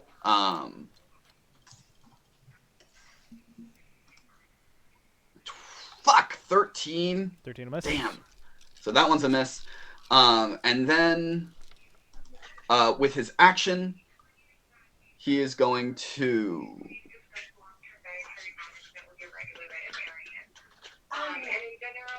yeah. Oh, Let's do this. We will actually be finding a new veterinary. He's gonna If y'all have any recommendations. fly within range so that it doesn't get an opportunity attack, and kind of just move closer, and then move up to it and just start hacking at it. So that's gonna be 25 to hit Hits. and 27 to hit. So that's gonna be 4 plus 7. So 8 that's plus 11 slashing damage and 10 necrotic damage. And then the Phoenix on the sword, that converts some of the damage to piercing or to fire damage. So you will do half of the total slashing you did to piercing damage instead. So you did a total of what? It was 7 plus, so it was 11. So you do another 5 piercing damage. Okay. And actually, Sure. If it's okay with everybody, I think Ash is going to take 2 more turns so that Ian can dip if he wants. Got it. Cool. So Ash is going to just take 2 turns right now. Yeah. Then let's just go ahead and do the full bore. Another Crown of Stars attack. Oh, you know what? Here's what I'm going to do. Because I took it, and it's the last chance I'm going to use. Ash casts Shape Change to turn into a phoenix. And he becomes a huge creature. And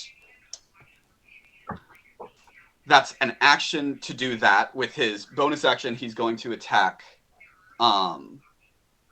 with another star. 27 hit, so 22 radiant damage, not the 5 necrotic. And then for his last turn, he's going to attack as a phoenix. And as a phoenix, he gets a multi-attack. He gets a beak attack and a fiery talent attack. So the beak attack is a plus 13 to hit. I'm just going to roll a d20. Yep. 5, so that one's going to miss. And then the other attack is going to be with his talons. And 11 plus 13 is also going to miss, it looks like. Yeah, that'll miss. Fuck. All right, well, in that case, he's just going to move through. He has flyby as a phoenix, so he doesn't provoke opportunity attacks. And he's going to move through there's both of them. He has a movement speed of 120. Damn. A fly speed. So let's see if he can do it. He would have done this on the first turn as well. So I think he's just kind of going back and forth between the two. So I'll do Can he cast 2d10. Can he cast spells? Yeah, it's with shape change he can cast spells. Okay, and would you use any like healing words to help? Oh yeah, I'll use a healing word. Who got knocked out? Aster is knocked out, so you can raise. Yeah, I would use a healing word on Aster then. Okay, and then. So that's gonna be he'll 5d4. He'll keep bouncing back and forth, and there we go. So Ash has set his piece in the fight, done over like 200 damage, I think. And then let me just roll my 2d10 because when I move through their space, they take damage. So that's 11 damage to each of them, fire damage. Okay. And Adira gets 10 health back for that. Okay, cool. And there we go. Thanks, Ian. I'll see you at the night's game. See you next time. Bye. Ian. Sorry, I had the mic further away from my mouth. Now I'm back. Okay, so now we're going to go back to normal. So Elder Dragon, Eternal Dragon, sorry. Going to go. Also, I've been forgetting to do damage at the start of people's turn. I'm going to go back to doing that. Yeah. He is going to move to here. Even though you're on the ground, Arden, you can get an attack of opportunity. Adira, you can also get an attack of opportunity. Is this going to break my invisibility? It will. Got it. It's going to be that. Nice. So 3 Shit. plus that. All right. Plus. I don't think. Can you do? I guess you can do sneak attack on a attack. It's once per turn, so technically I can do it on other people's turns if I hit an opportunity. I'm so. The 18 misses, but it did a 23 bludgeoning damage. That's max. Yeah. Sorry, hon. That makes me so. It's fine. It's just like. So that is 9 plus 13, so 14 piercing, and then another 3, so that's 17, 18.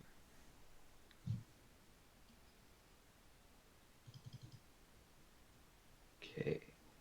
All right, and getting over here, going to take his tail attack at the Pegasus. Pierces the side of the Pegasus and tears the Pegasus out of the sky. Oh, wait. Because I have Sentinel, it doesn't move. It is not affected by anything you want to do with movement. That's my favorite thing to give to my 2 gods because I just hate it so much. And next, then after that, he's going to claw at Arden on the ground. So he has advantage. That is 33. That hits. That'll hit you. You will take 20 points of slashing damage. Low roll. Got it. Then That's good. It is going to take off into the sky. So this one flies up 100 feet once again. Next up, it is going to be Adira's turn. Cool. So it's flown up into the sky again. Yep. Okay. But this one's over here. However, I can't reach it. If I still had haste, never mind. We all need healing, don't we? Pretty badly. Okay, yeah. And I think you're in range of healing word. You are. Okay, gonna cast healing word at a 6th level.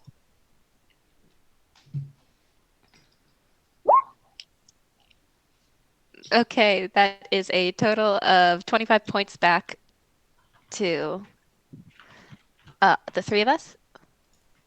Yep. Hope that helps. And good. then, oh shit.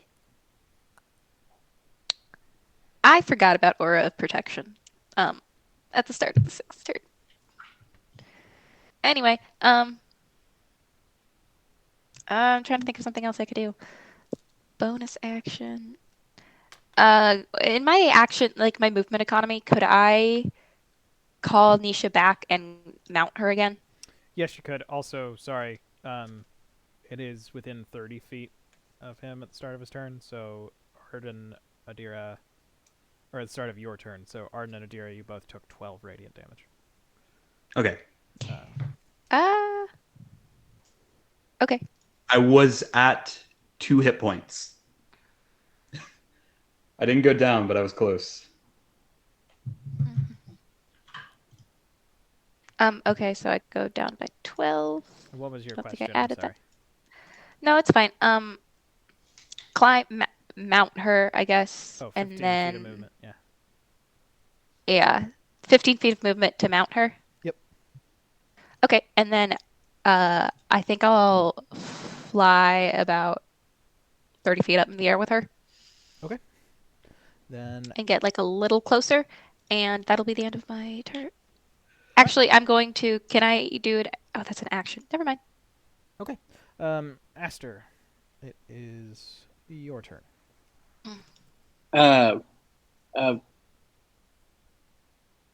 I'm just gonna wild shape into. Oh God, I never wild shape. Shit. What's the biggest thing I can turn into? You could probably be an elephant, mammoth. A whale again. You could Yeah. be a mammoth. I have a mammoth sheet. All right, dope. I'll do that. And then that's my action, and then my bonus action. I'm going to. Do they have any bonus actions? Your allies, yeah. I mean, I don't know if any of them No, are very useful. The. Oh yeah, that's right. Hold on. Pegasus is down. Oh, that's right. The Pegasus is down. Shit. I had a thing that I was gonna. All right, so yeah, just in my elephant form, I'm just I'm gonna heal. Who looks worse? Probably Arden. I'm pretty low. Then I'm gonna give my other 9 points to my other 9 d8s. Plus 9 to Arden. So 38. So 47 total, but 9 of them are temp. And I'm mammoth with however much. Yeah, so you crash down through the tree. Yeah, just fully splinter it. And you're a massive woolly mammoth. You should have in your journal a mammoth page that you can just click on for stuff. Then, also at the start of your turn, you took 12 points of radiant damage, by the way. Next up. Oh, wait, at the end of your turn. Sorry, at the end of your turn, he is going to bite the mammoth. So he lashes out, bites it. It's a 32 to hit. You will take... Where do I find the mammoth? 39 points of slashing damage. It's in the journal tab. You should be able to see it. It's just general. It's not under any of the little folders. Okay, there it is. And you take 39 points of slashing damage, and 20 points of lightning damage. Okay, then it is the dragon's turn. Dragon is going to move right here, cycling around the mammoth. Is going to take a claw attack at the mammoth. That is a 36 to hit.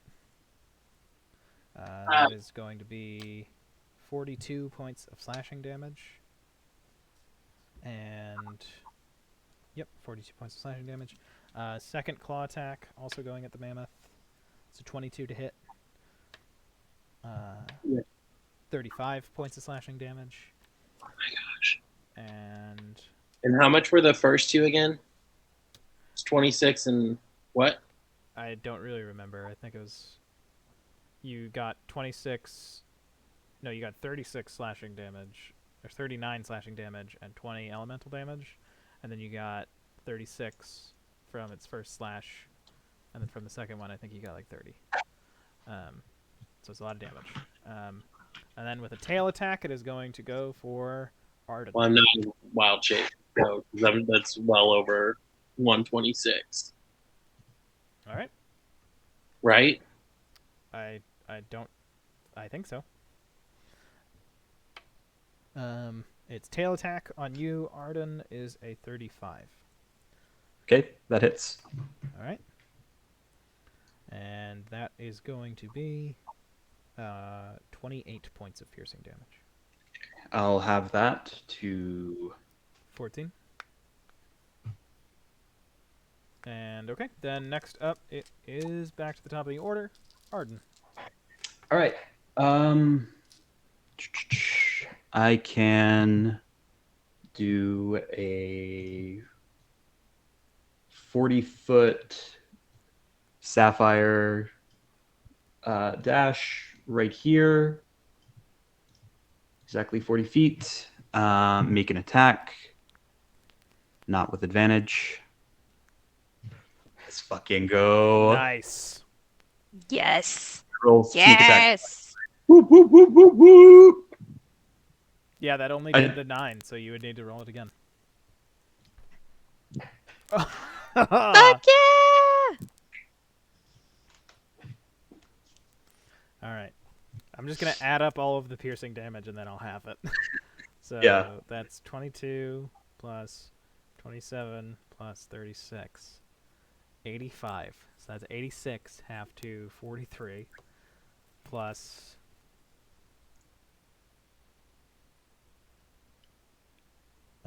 can you calculate the rest of it? The 7 and 6 or So it becomes 8 poison, and then is the 7 and the 6 also piercing damage? those are poison. Okay, those are poison. Then it would be 8, 15, 21. Okay. He yeah. is the worst you all have seen him yet in this whole fight. I'm also making a bonus action attack with Montoya. Okay. From underneath him. All right. 26 will hit. Nice. So he will take Plus. 5 points of piercing damage. Poison. Plus 4, so he takes 9 damage. Alright, yeah, he looks right fucked up. Alright, then My turn. on his turn, he heals up a little bit. At the start there. And then he is going to swipe at the Phoenix. He does a lot of damage to the Phoenix. Okay. But the Phoenix maintains being a Phoenix. Can I use my Sentinel reaction when a creature within 5 feet of you makes an attack against another target other than you? You can use your reaction to make a melee weapon attack. It would technically be this one. Oh, okay. I think with the Sapphire line working on both of them, I'm not going to let this one work on both of them. So he takes a lot of the Phoenix's health. Does it again. Takes a lot of the Phoenix's health. The Phoenix is still standing as a Phoenix, but just barely. And then is going to take a tail attack by diving to where Adira is. Him still staying in the air, but only about 50 feet up. And is going to try to tail attack you. It's a 25 to hit you. Yep. All right. You will take... This is so many dice. You take 30. Maybe you should have. You take 37 points of piercing damage. Okay. And then, Adira, it is your turn. All right. I'm up in the air. How close am I to him? You are now very close. You're within like 20 feet of him. Okay. I'm going to get closer, and then I'm going to just smack him twice with my warhammer, and then Both of those will miss. fuck. And then that will miss too. He'll get an opportunity attack if I move away, but I would die.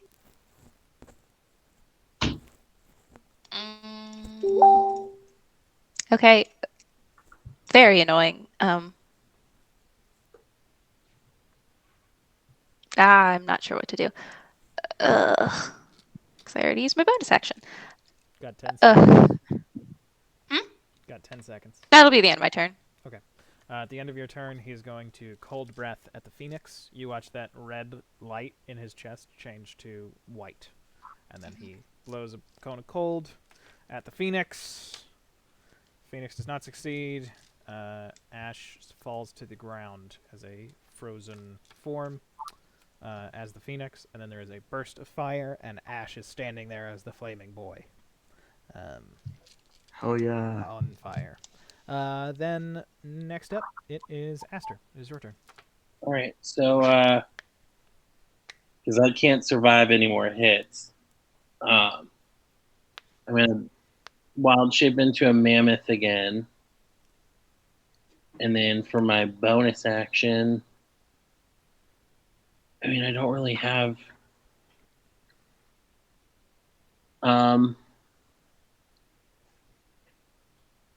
I guess I'll do, because I can now cast spells, and this one is just verbal. You have 15 seconds. At a higher level, 1d6. Okay. So then, I guess actually at a higher level, I'm gonna cast Healing Spirit, and I'm gonna have it directly below me. Okay. You can just roll the healing that it does then. And it is. Are you gonna do anything else with your turn? No, because Okay. there's nothing else I can do. Then you can go ahead and roll the healing, and while you do, it is going to be Eternal Dragon's going to use the end of your turn to try to bite Arden. That is its first natural 1. So it goes to slam its jaws on you, and it just it tears a little bit of the Midnight Cloak. Not enough to affect the damage, the magic of it. Just to make it look really cool. Yeah, for puts a little tear in it. Yep. And then it is going to be his turn. He is going to just try to wail on you. So that is a 26 to hit you, Arden. That hits. All right, that's 34 slashing damage. Okay. Then second attack. I'm gonna half that 34. Okay, that is a 28. Yeah, that hits. Okay. Almost minimal damage. 20 piercing or 20 slashing. Then it is going to move past you, so you get an attack of opportunity. Damn it. And it is going to attack the flaming boy. That'll hit. Jesus. Alright, I think Ash is bloodied.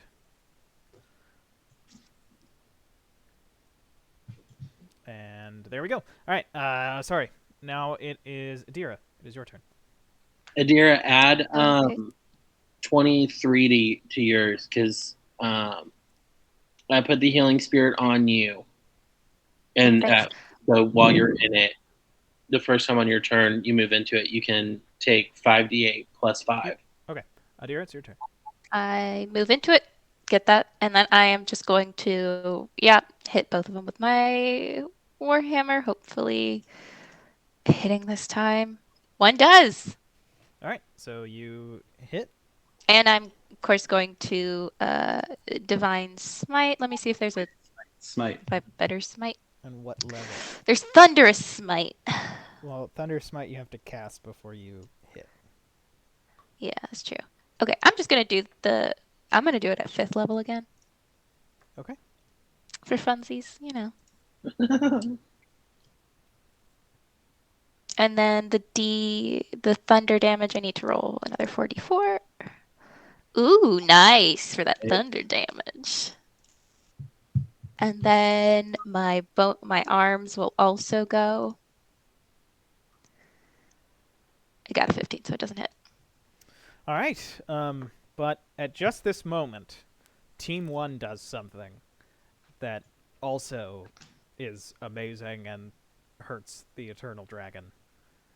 As Adira, you swing with Mercurius, and you hit it in the fissure on its chest. And your combined efforts with whoever on Team 1 just did the last amount of damage to their half of the dragon have defeated the Eternal Dragon.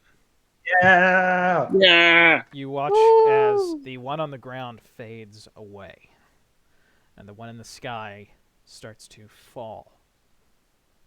And it falls, crashing down. And on its side, it shouts, "No! No! No!" And the earth gets hotter still, even though it is autumn. And then there is a boom of thunder. And you all look up and you see, faintly, there are 2 clouds in the sky. And then you see they start to grow and grow until they seem to envelop all of the sky that you can see. And there is a crash of lightning down on the ground over here. And the Eternal Dragon closes his eyes, as today a god has been slain. Yeah. You all just killed a god. What's up? And What was that? That was Master. Mammoth Master. that was a good mammoth trumpet. Well, hey, That was really good. everybody. That was also scary. We hope that you've enjoyed the Sunken World Saga. We will be back tonight at 6. Just a few hours, and I get to do this all over again. And then sometime in the next month or two, we're going to be having our second finale. After we've had those finales, we are going to essentially have everybody come back for a retrospective when we're available. And that will also include like epilogues for these characters, where they describe what happened next, what they got up to. So thank you all for playing. Thank you all for watching. And this has been the Sunken World Saga. Thank you. Goodbye. Bye. Bye.